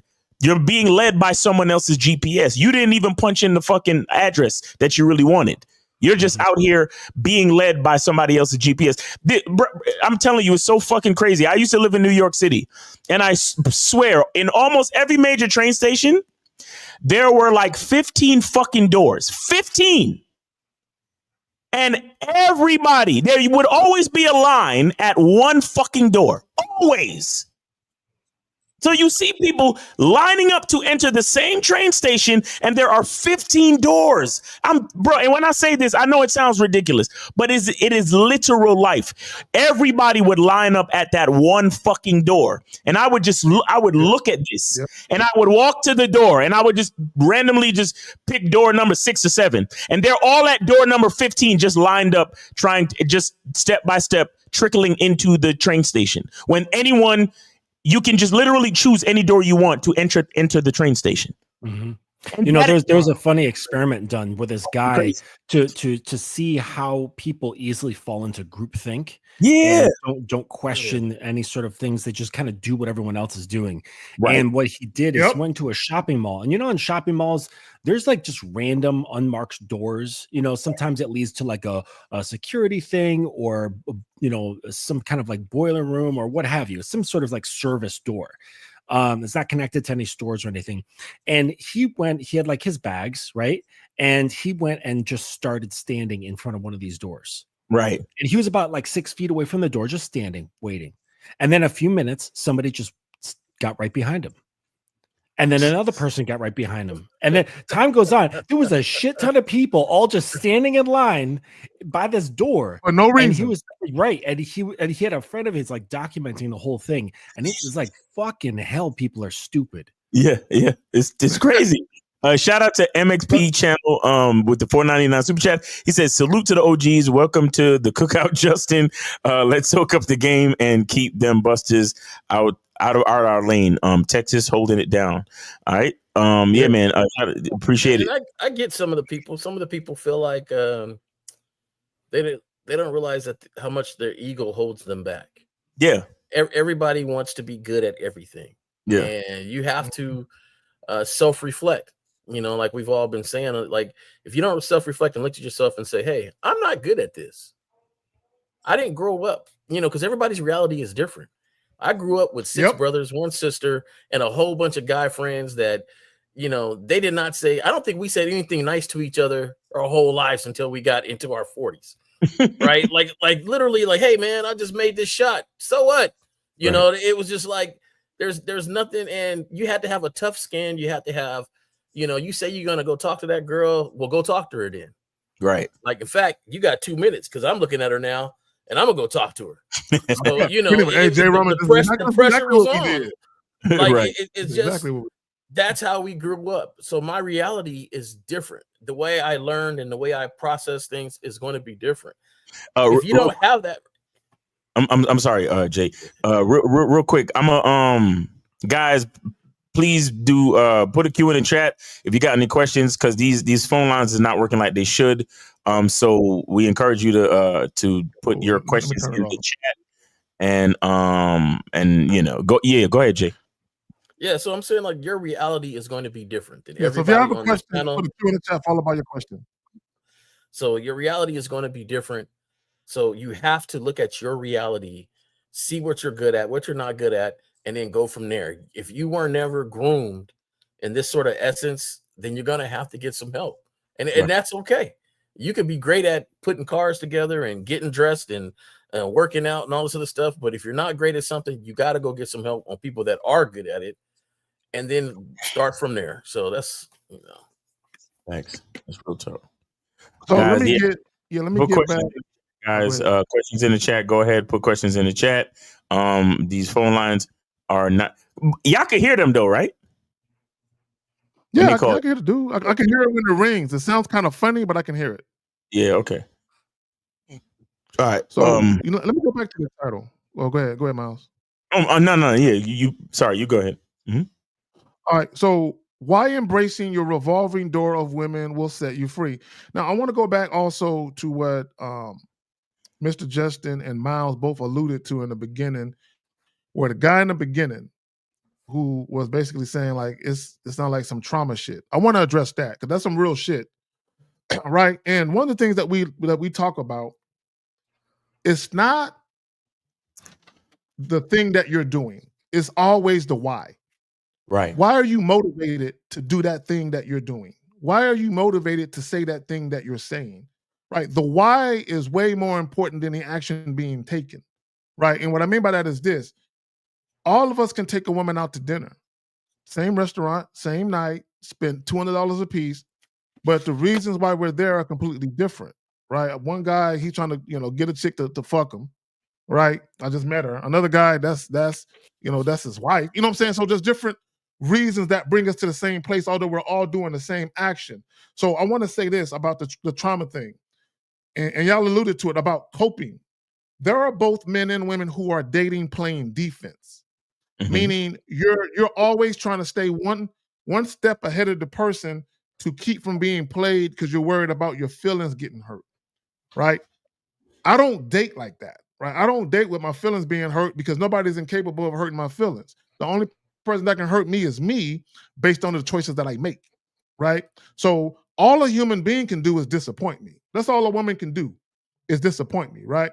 And here's the thing about life and just dealing with people in general. When we talk about a revolving door, you're dealing with people who aren't infallible. You're dealing with people who are imperfect.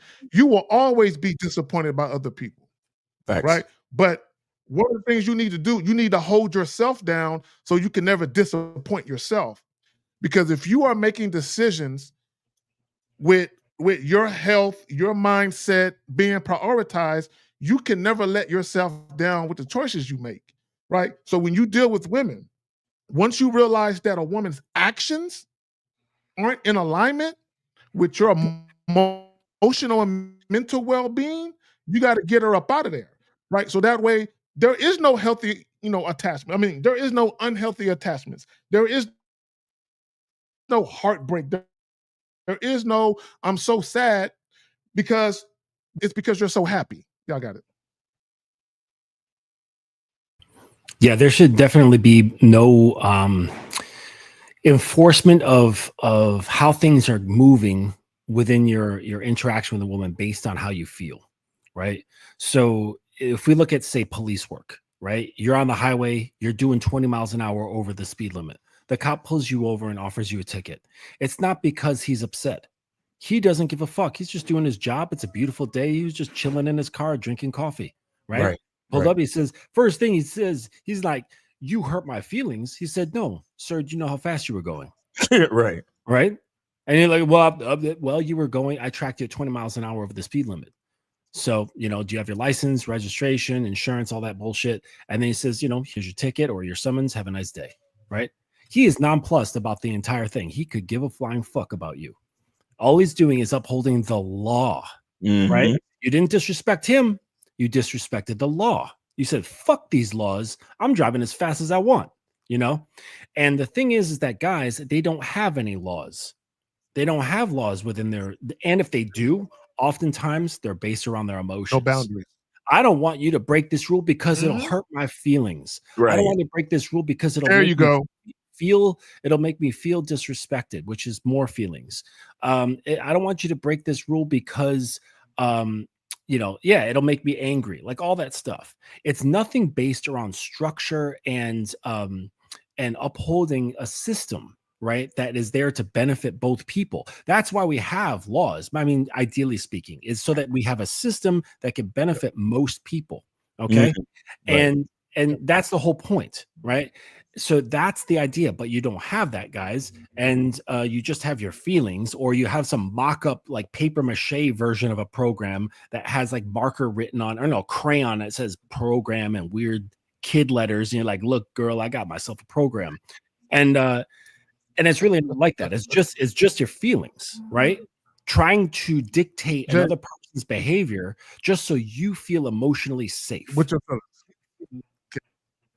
Okay, Justin, you said a mouthful. You said emotionally safe.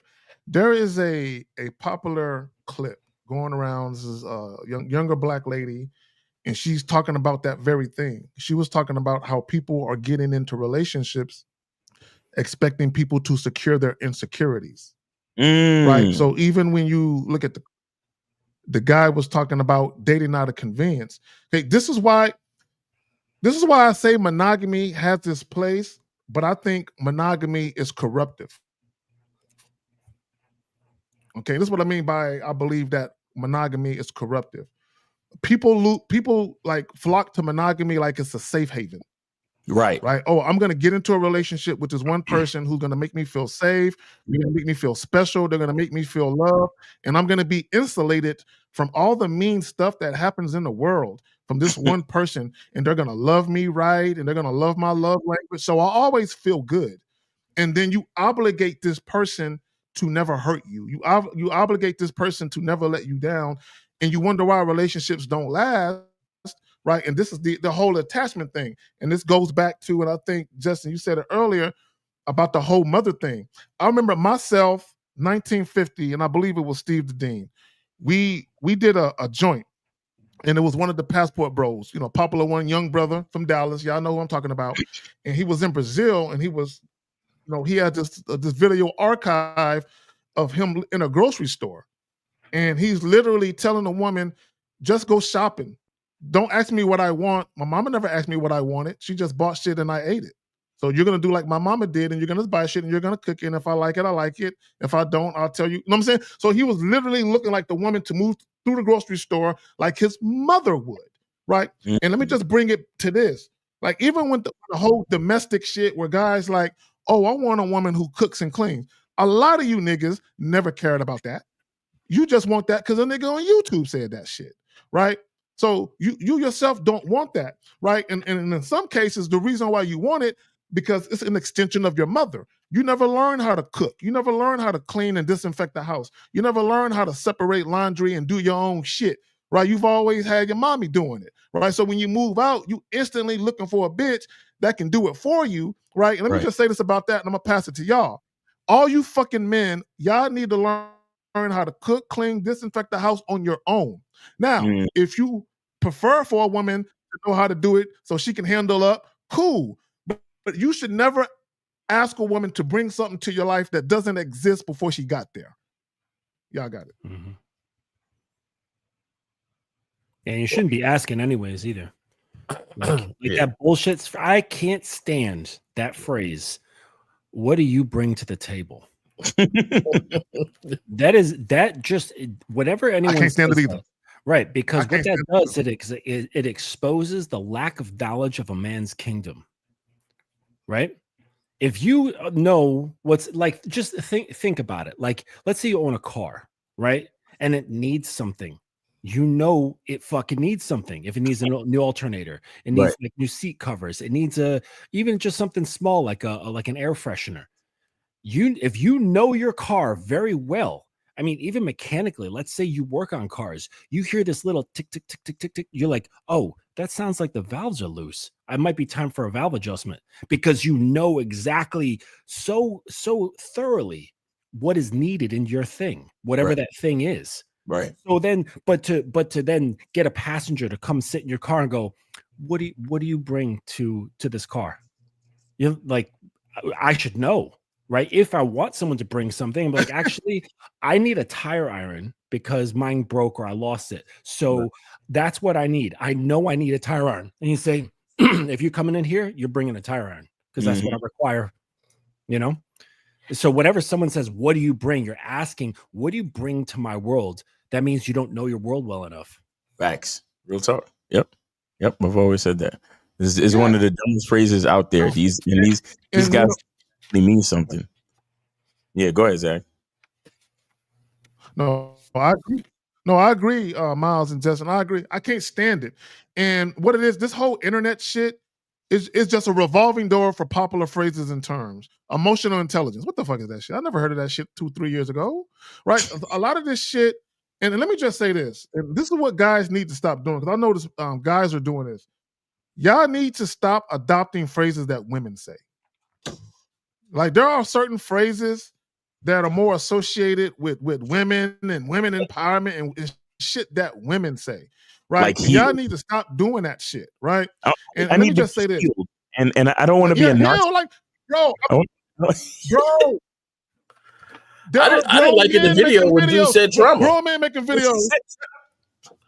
I didn't like in the video when the guy was like, that sounds like some trauma. I'm like, that sounds like some lady stuff that you like.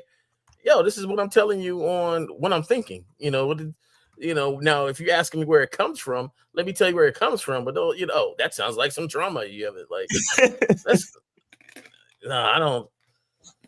No, I think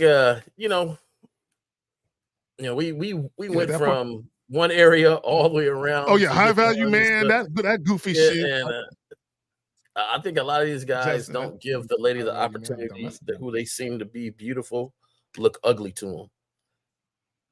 And if to me, that means you're not looking, you're putting her on the pedestal instead of looking at her for who she really is. And I think if you don't take accountability on how you are looking at ladies in your life, then that makes it even worse, because now, and when I mean a woman turn ugly, like all beautiful women turn ugly, right? Like if they don't follow your program, because they're no longer beautiful to me.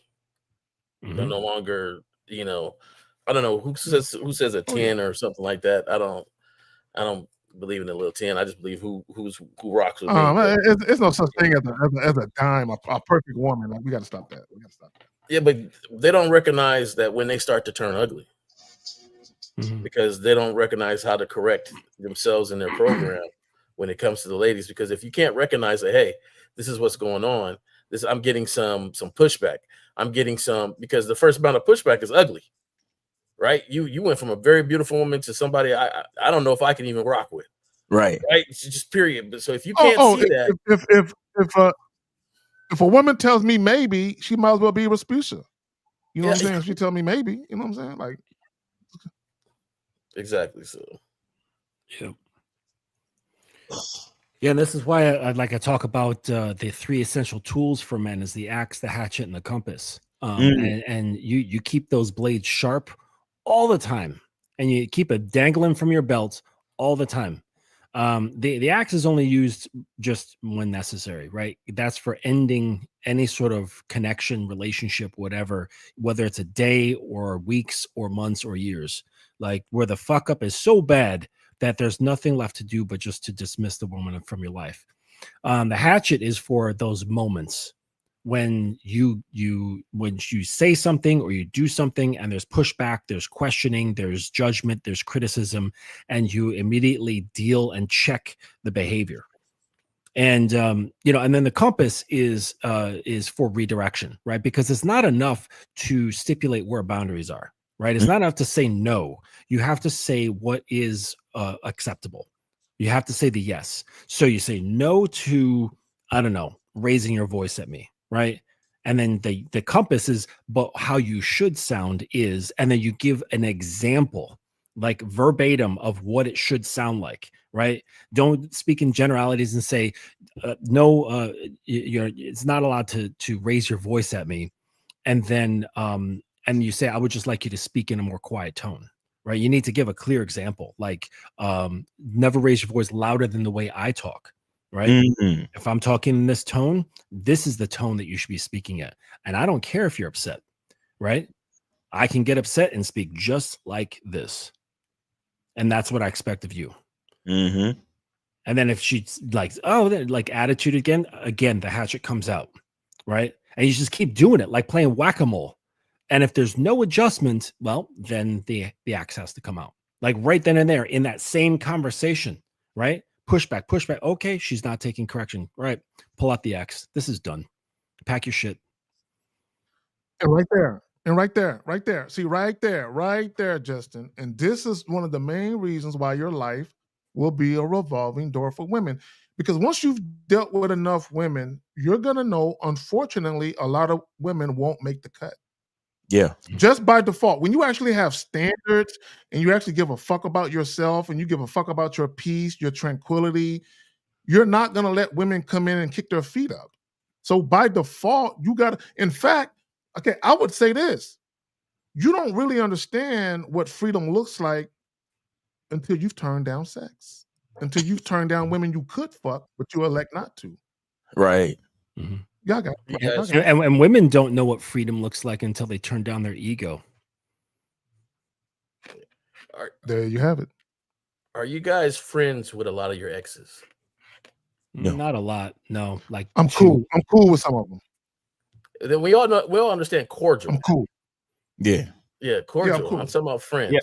Yeah, cordial or none, or cordial and nothing at all. But if it's something, it's cordial and that's it. No friendships. And I only ask that, it goes along with the title, right, that there's guys that want to still be friends with their exes, which is really not really letting them be free from them to begin with.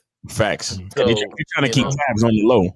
Yeah, I'm not friends with any of them. I'm cool. Once I'm you cool. lost like, the ability to hang with me, if I see him somewhere, if I see him somewhere, you know, I might hit him with the pound. What up, girl? I might hug, church hug. Yeah. Because it ain't like it used to be. You know what I'm saying? Church hug. Right. You know what I'm saying? You lost your ability to be next to this great guy.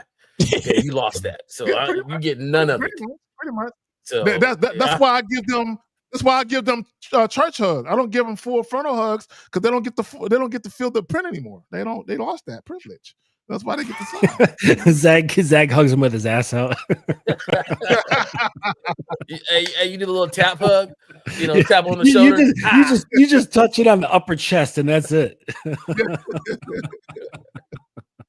Oh shit!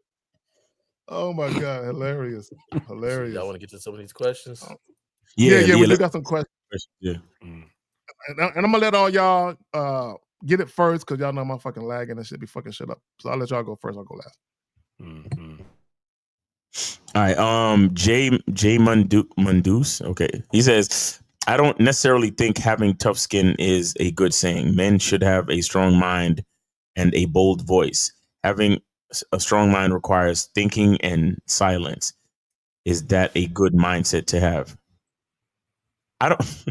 it's weird to me that you make a statement, but then you question if it's good or bad. Like if you think having good skin is not a good saying, then stand on that. Like Jesus Christ. Like what? Wait, so he said, I don't think having tough skin is a good saying. So is he implying that men should have soft skin? Right? Because being tough skinned, that I got my low. Toughness, okay? Toughness refers to like any material's ability to absorb energy and resist fracturing under stress. Okay. That's what toughness means. Like when you're measuring toughness of a material, like whether it's steel or wood or glass or brick or whatever, there's actual measurements. I forget what it's called, but there's measurements of toughness. Okay. Why would a man want to not have toughness? Okay. Because that means that he fractures under a certain amount of stress. And if he fractures under a certain amount of stress, then that means not only he can't rely on himself, but other people can't rely on him either because he fractures under stress. Oh, there's too much on my plate today. I'm just going to I don't know, hide in my closet, or I'm going to buckle down and cry. Or vent to my woman. Right. Or which is what a lot of guys do. Or start drinking, or I'm going to just not handle it because I don't have the thick skin to deal with life. Right. No. You should not have thick skin. You should have a tough body, a tough emotional grounding, tough mind, tough spirit. Everything about you should be tough, right? There's no room for softness except in that moments where someone has earned that part of you. Your caretaking, your ability to protect them and all that good shit. Facts. J. Roman, you got it. Yeah, I think in this, I think I said tough skin when I came, talking about me growing up, but right now it seems like semantics, like a strong mind. Yeah, he should have a strong mind. But to me, I encompass that in tough skin, sort of like what Justin was saying. Like it's a statement to say that I'm not easily moved. I'm not easily emotionally tied to what people have to say about me. I make my own decisions. I go from there. I stand on my decisions. If people don't like me because of the decisions, I don't care. To me, it's a statement that encompasses all that in what you're saying with the strong mind, the bold voice. So to me, it's kind of semantics of what you're saying. If you say it this way, that's the way you say it. I just say tough skin. I hang around people that have tough skin because when I tell them stuff, I don't have time for semantics. I tell them what the real deal is. This is what I like. This is what I think. I think that shirt you're wearing is ugly. I give you an example, man. I'm on my birthday. I had my friends come out for a birthday dinner I had, and they lit me up on my shirt I was wearing. I'm talking about, as soon as I stepped in, and I was fresh though. I'm gonna tell you, I was fresh. It's not surprising. You do have questionable style choices, J. Roman. Hey, I don't care. I was fresh though, for me, for what I thought. As soon as I stepped in on my birthday, right? Right. I mean, I get lit up. Oh, this dude rolling in with a golf shirt, and no bowling. He said, "Oh, okay, you pull out your bowling. You going bowling after this?" And then it went from there. 15 dudes just kind of cracking on it. I did not care. I had my son with me, and my son was looking. And my son, he'd be like, "Look, say one more thing about my dad, right?" Right. And I always have to teach him, like, "Hey, man, hey, he can get it too." He can get it too. We'll climb that little nigga. No, I'm going. I say, hey, Dad don't care. I don't care. I looked in the mirror. I looked at this shirt. I put my outfit together. I like it. This is what I'm rocking, and I might rock it. And I said, "Yeah, I'm going to rock it again because I like it." Looking like Brolic Woods. Looking like Brolic Woods. It was a green shirt. It was something, but hey, I like it too. I like the way it went. It had a little white on it. But anyway, so I get lit up. I get lit up. Don't care. And this is my birthday. Now, somebody, hey, why y'all talking about me on my birthday, man? Like, I invite everybody out and just to come hang out. And no, you gotta have a tough skin. I don't want to repeat everything Justin said, but it means something to have that tough skin. You go through life with it. Facts. Mm-hmm. Okay, so we good with that question, everybody, before I hop to this one? Yeah. All right, so Ronnie says, I'm confused with Kazak was saying earlier about women wanting more than one dick. What's the point of being in a relationship then? Why do y'all act like relationships are just monogamous? Y'all know there are open relationships, poly relationships. Okay. And let me just say this about relationships. Okay. You don't got to be in one. See, see, society got y'all fooled, right? This is society. Society had men thinking this. Hey, fellas, you're going to graduate from high school. You're going to make great grades. All right. And then when you graduate, you're either going to join the military, you're going to go to college, you're going to do something to put yourself in a prime position to make great money. And you're going to meet this beautiful woman who's going to love you dearly, give you wonderful children, and you're going to have a nice life. All you got to do is believe in God, get a degree in STEM, right? And everything is going to work out exactly how you wanted to work out. Yeah, you're gonna meet a woman, and then you're gonna date her exclusively. Then you're gonna get married and have some kids. And that's exactly how your life is gonna go. In reality, life don't work that way. Right. See, what God don't understand is that if you don't have a plan for yourself, life has a plan for you. And most of you guys are walking through life on autopilot. Shout out to Jay Roman. You're a passenger in your own life. So when we talk about women wanting more than one dick, why are you worried about what women want? Okay, what do you want? And are you doing the things necessary to get what it is you want?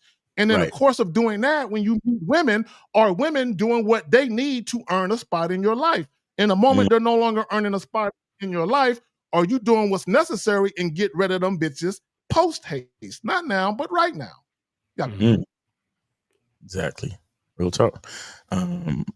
Yeah. So I'll say this. The whole point I think in relationships, which is why we tell you the game is not about women. The whole point is to focus on yourself and to focus on your masculine identity, because the only thing that you can take comfort in is creating a unique experience for yourself, bringing that woman along for the ride. Right. Then once she recognizes the value of the unique experience that you provide, that is the only thing that could, let's just say in the back of your mind, you're still a little bit worried she might, quote unquote, cheat. The only and best thing you can do is to create a unique experience that is specific to you and your masculine identity. And then, because here's the thing, if you consider your life experience to be valuable, that is the only way someone else will. But if you're sitting there worried about the other guy and the other dicks that she might want and this, that, and the third, if you're focused on that, you're only going to look weak, needy, and desperate. That's all you're going to do. So the only thing you can do is, like Jay Roman said earlier, you can only control yourself.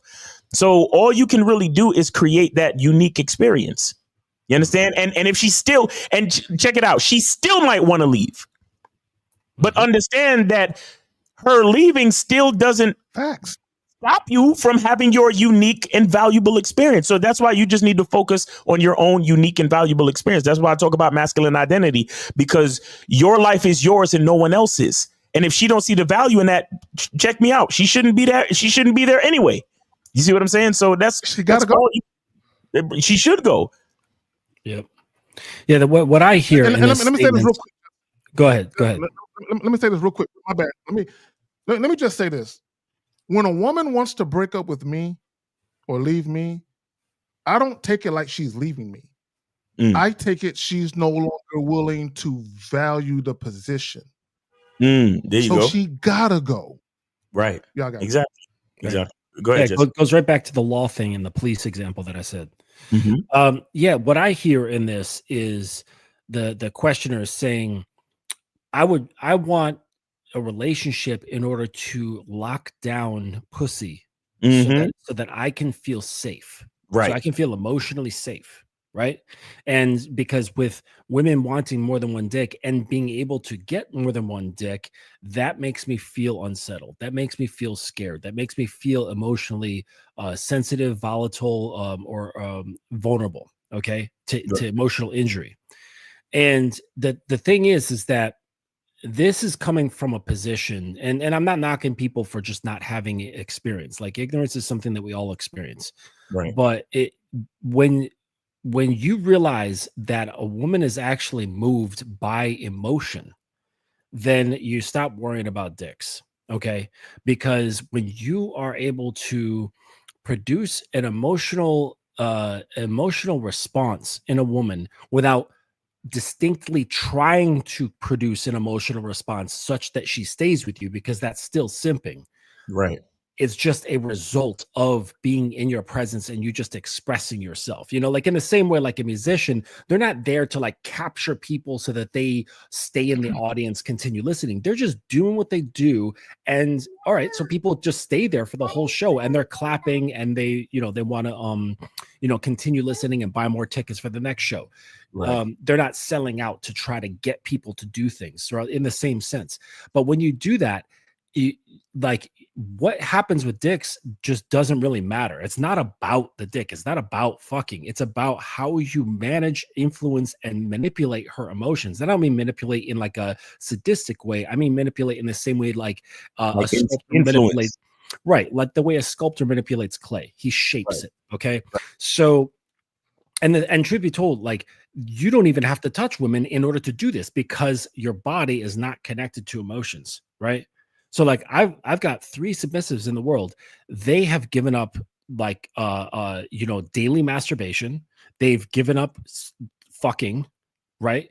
Because the influence and the gratification they get from the emotional stimulation when dealing with me is greater than that. They don't want to fuck. They don't want to date. They just want to interact with me. I got one girl in South America. I got one girl in India, and I got one girl in East Asia. They're all like, I don't want to interact with any other men. I don't give a fuck if I can't touch you, because the emotional depth and influence is greater than physical touch. Facts. Right. So if you could just real quick, so if you could do this with someone who's close to you, right, like within your physical proximity. You don't even have to worry about that question, that person's question. Like, oh, what does she want this, what this? Because she won't. She absolutely will not. There you go. And Justin, and I want to say this, because a lot of guys, they're going to think that's not possible. And I'm going to tell you why it is possible. Essentially, what the women are saying is, I'm enjoying this experience so much with this man. And I find value and fulfillment so much in dealing with this man that dealing with another man who's lesser will corrupt it. Yeah. I don't think guys understand. It will corrupt it, right? Yeah. So it's almost like, imagine you're driving a Ferrari and you're enjoying it and the engine just fall out. You know what I'm saying? It's you're fucking up the flow. And they know, because now that they've dealt with Justin and they've experienced him, they've never experienced the heightened emotional pleasure and fulfillment. Right. They never experienced that. So they know any other man will be down, right? So again, it's like going from a Ferrari to driving a fucking Toyota Camry. It ain't gonna happen, right? So, and I want to say this. Free will is potent. When you give women free will to make decisions that benefit them. Now, and I said this about women. Women do not make decisions that benefit other people. They make decisions that benefit them, right? And that's okay. It's okay. So whether a woman decides to fuck another man or not fuck another man, it's not about you. It's all about her and her preserving the thing that she's feeling. So if a woman cheats on you, it's for her. It has nothing to do with you. If a woman doesn't cheat on you, it's for her. It has nothing to do with you. Y'all got it. I think the second part of that is, and please stop me, Justin, if I'm putting words in your mouth, but if they did not act accordingly to the way he wanted them to act, then it would simply be somebody he would get rid of. And as far as, no longer associating with, because it's not aligned with what he wants to have happen. And I think that's the part that people have to understand, is that, once things have ran their course, you have to have the ability to say, this is over and have a good day. Mm-hmm. And move on from there. And I think that's the part that a lot of guys are afraid to do sometimes. Right. And they try to hold on too long, so. Mm-hmm. No, you're right. You're absolutely right. There was actually 2 women in India. And let me tell you guys, Indian women are horny as fuck because they're denied. Yeah, I their watch Indian porn all sexuality, the time. their sexuality is repressed. Their sexuality is repressed a lot in their culture, and the men. India is like the mecca of simps and like incels, but it's got to a point where they are like basically like graping women in the street. But because they're so fucking crazy on this level, so women they're desperate for that emotional fulfillment that comes from dealing with a masculine man. But this one lady, I was getting in her head, I was guiding her. She wanted to learn how to be a submissive, and I was teaching her and all this shit. And I opened up the floodgates, and she started getting greedy. She started to get a greedy little pussy, which is what someone would do. But hers was extra, and she was now getting into a demanding state. Right. And I said, I'm sorry, that's just not how things go here. And I corrected her, and she didn't accept the correction. She tried to, like, oh, that's not what I was trying to say. And it's like, okay, this is done. Hatchet. And the axe came out. Right. I tried the hatchet. Sorry, I tried the hatchet. It didn't work. And she defended herself instead of accepting the correction. And I said, all right, this is done. You're cut off. So, Justin, I want to speak to that, and what a lot of guys don't understand, the potency of masculine sex appeal, the potency of dominance, assertiveness, all these different things. A woman can literally be turned out by you, where you turn her into a monster, kind of. Yeah. Where like you said, she gets a greedy pussy, bro. I've literally had women stop fucking with me because they got too addicted to the dick, and I wasn't fucking them enough. So they literally got angry. You know what I'm saying? They would call me names, selfish, greedy, bastard, all this shit. Right? And it's your fault you got me like this, and how you gonna fuck me every 7 days? That's bullshit. I'm done fucking with your greedy ass, you selfish motherfucker. I've literally been cursed the fuck out because I refuse to give a bitch dick. Right? So I understand when a woman gets someone, and it's not just the physical act of having sex. Like you said, Mr. Justin, it's the emotional, it's all of that, because you've unleashed her. She's reaching the depths of her sexuality, and it's like overload. It's like a person doing drugs. Some people can just smoke a little weed. Some people overindulge. But y'all got that. Right. So I mean, if I'm ready when you're on, or are we done with questions or no? Yeah. Y'all wanna do one more and then get the fuck about? Yeah, let's sounds good. Okay, I'll try and choose a one. Okay, right there. We'll do that one right there. So Linwood says, when is admitting to mismanaging a situation warranted? When you got drama? No, I think he's saying, like, if you're mismanaging a situation, when is it warranted to say, raise your hand and say, hey, I admit I've mismanaged the situation? I think 100% of the time. Yeah, I do this. I think it's one part of my, in a relationship or whatever, is admitting to it, so that way you can correct it as soon as possible. Mm-hmm. And saying it. And then you also allow the roles as far as to how to treat mismanaged situations. To say, hey, it is okay to me, and say, hey, you know what? I did this mistake. I'm sorry. This is how I'm going to fix it. And I think any behavior that you want, you have to display yourself. And so, just for me, and I prefer it to be on my end. I tell you right now, because I can fix me quickly. Exactly. If I see something that's wrong with me, I'm like, oh, okay. Oh, you don't. Hey. Gotta fix Let me think about it, and then let me come up with my thoughts. And if it's something I need to fix, I'll come. Hey, done. It's done. Because and that's understanding yourself, J. Roman. That more than likely, guys, when you deal with women, if you actually know how to lead, you're probably going to be the most accountable person in the situation. So when we talk about managing situations and being a leader, there has to be self-accountability, right? Even being a leader, right? You never ask of your subordinates what you wouldn't do yourself, right? But you also empower them or delegate so they can make decisions where both of you mutually benefit, just like you're doing. You empower them to do the same. Yeah. And I'll say this, this is the other side of the responsibility of leadership. A lot of guys, when we speak, right? Justin got his Dominance Academy. We talk about on Real Game No Theory all the time. We talk about relationships on your terms as the man. What they don't understand is the entire scope when it comes to the responsibility of leadership. You understand? leadership is not just about controlling or influencing and keeping your foot on the neck of some woman somewhere.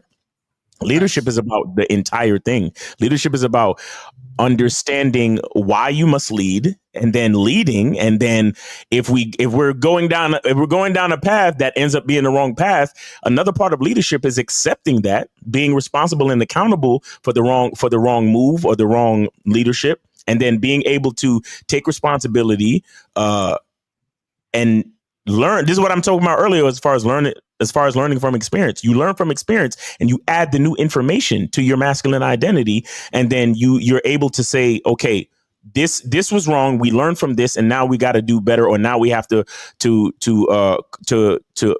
course correct. Right. And I take full responsibility. That's why I tell guys, if you're in a relationship and you see a woman acting or behaving a certain way, you need to be able to say to yourself, what did I do to make her feel that this type of behavior was okay? What did I do to make her think that? What did I do to get her comfortable enough to behave this way towards me? You know, you really have to take full accountability, because women are sentient beings. They're their own person, but the herd mentality is so deep with them that you really have to take all the responsibility, pretty much 100% of the time. You understand? And so, and if you're not doing that, then most of your relationships are going to fail. Because when you start trying to blame a woman, that's like a parent trying to blame a 6-year-old for why they didn't go to school on time or some shit. You get what I'm saying? Yep. And I would add this: how a woman conducts herself is a direct result of your leadership or lack thereof. Yeah, exactly. Right. Yeah, I just want to add a caveat to what I said, because my initial response was 100% of the time, which is true. But the caveat is when the woman is on your program. Okay. Mm-hmm. You don't have to take responsibility for someone who's not on your program. That doesn't make any sense. You know what I'm saying? Like that's like taking responsibility for some other kid fucking around at the park when it's not your kid. Right. You know what I'm saying? Like, that's not my job, you know. Right. go talk to their parents. That's not my kid. But that implies that the guy has a program, right? Or you fellas, you got this paper mache shit going on. You know, what's really going on here, you know? So the caveat, there's a chain reaction, because it's like, well, if you don't have the program, then you can't really do the whole responsibility thing, right? You can't lead right. And then I was like, why don't you have the program? And then that extends into all the other personal, internal, deep shit that's connected to that. So really doing this right with the responsibility thing and the leadership and influence has a long string of prerequisites that extend into your like internal self, right? Mm-hmm. So if it's the internal self is fucked up, that's going to either prevent you from creating a program or having a fucked up program, which will result in shitty leadership and shitty influence, which will result in shitty outcomes. Right. Inconsistency. That's how inconsistencies happen. There's no foundation. And it's not about putting your foot on, your boot or your foot on the woman's neck and keeping it there. No. What's better is she puts the boot on your foot, laces it up nice. She lays down on the ground and puts her head down, and then gently takes your foot and just places it on her There neck. You go, Mr. And she closes her eyes like this. There you go. She feels comfortable there. It's about her humbly submitting, not you trying to obligate her to. Right. Exactly. And this is a very fast way to see if your program is offbeat. That when you go to admit something and say, hey, you know what? This and this, and she does not take that with grace, then you already know whatever your program has not been working. Right. Because it should be taken how you take things. Then you got to reflect on how are you taking things? Right. Human beings are fallible. If she says you allowing her? If you say to her, listen, I did this wrong, and we need to course correct. We need to do some shit. If she turns around and said, exactly, motherfucker, because I told you, and you like what? You gotta get up out and you know, hey, this program, I told you so. You did not recognize You did not recognize the ugly in that beautiful creature.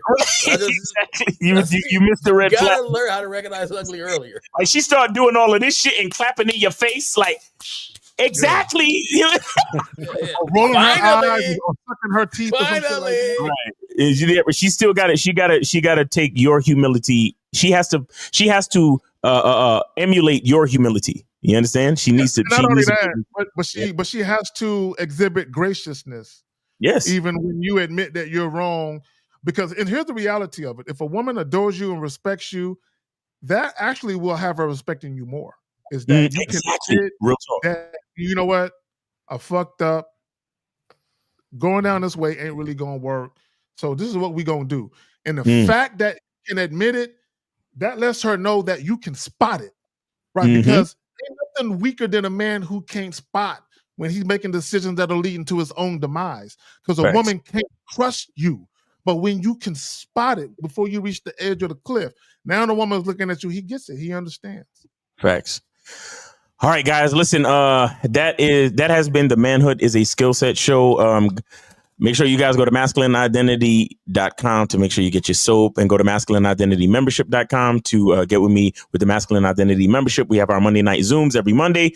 And anybody else got anything they want to plug before we get up out of here?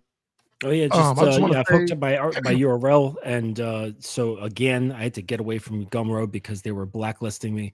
But it's still the dominanceacademy.com. If you guys want to learn how to create a program, so you can actually say you have a program, get in touch with me. I have a whole setup on how to do that. Okay, cool. Yeah, like always, Zach. I appreciate being on here. Yes, sir. I will let everybody know I am coming. So, things are falling into place, and we'll go from there. Put your safety glasses on. I said what I said. It's coming. It's coming. It's coming. On that note, there you go. You got to clean up a little bit. You can't be like, I'm coming. You got to be like, hey, it's in the works. Anyway, real quick, y'all. Thank y'all for coming. Okay. It's in the works. It's loading. Yeah. I would agree with that. Okay. It's in the works. It's in the works. All right. Said something. Okay. There you go. So, real quick, for the guys that called in, hey, sorry for the the bullshit. Couldn't be helped, but we thank y'all for calling in. All the moderators, everyone that participated. Jay Roman, Miles motherfucking Cunningham, Mr. Justin. Appreciate y'all being here today. Tomorrow, Real Game No Theory, 11 o'clock Central, 12 o'clock Eastern. Come fuck with us. Until then, enjoy the rest of y'all weekend. We out. Peace. Peace. Take it easy.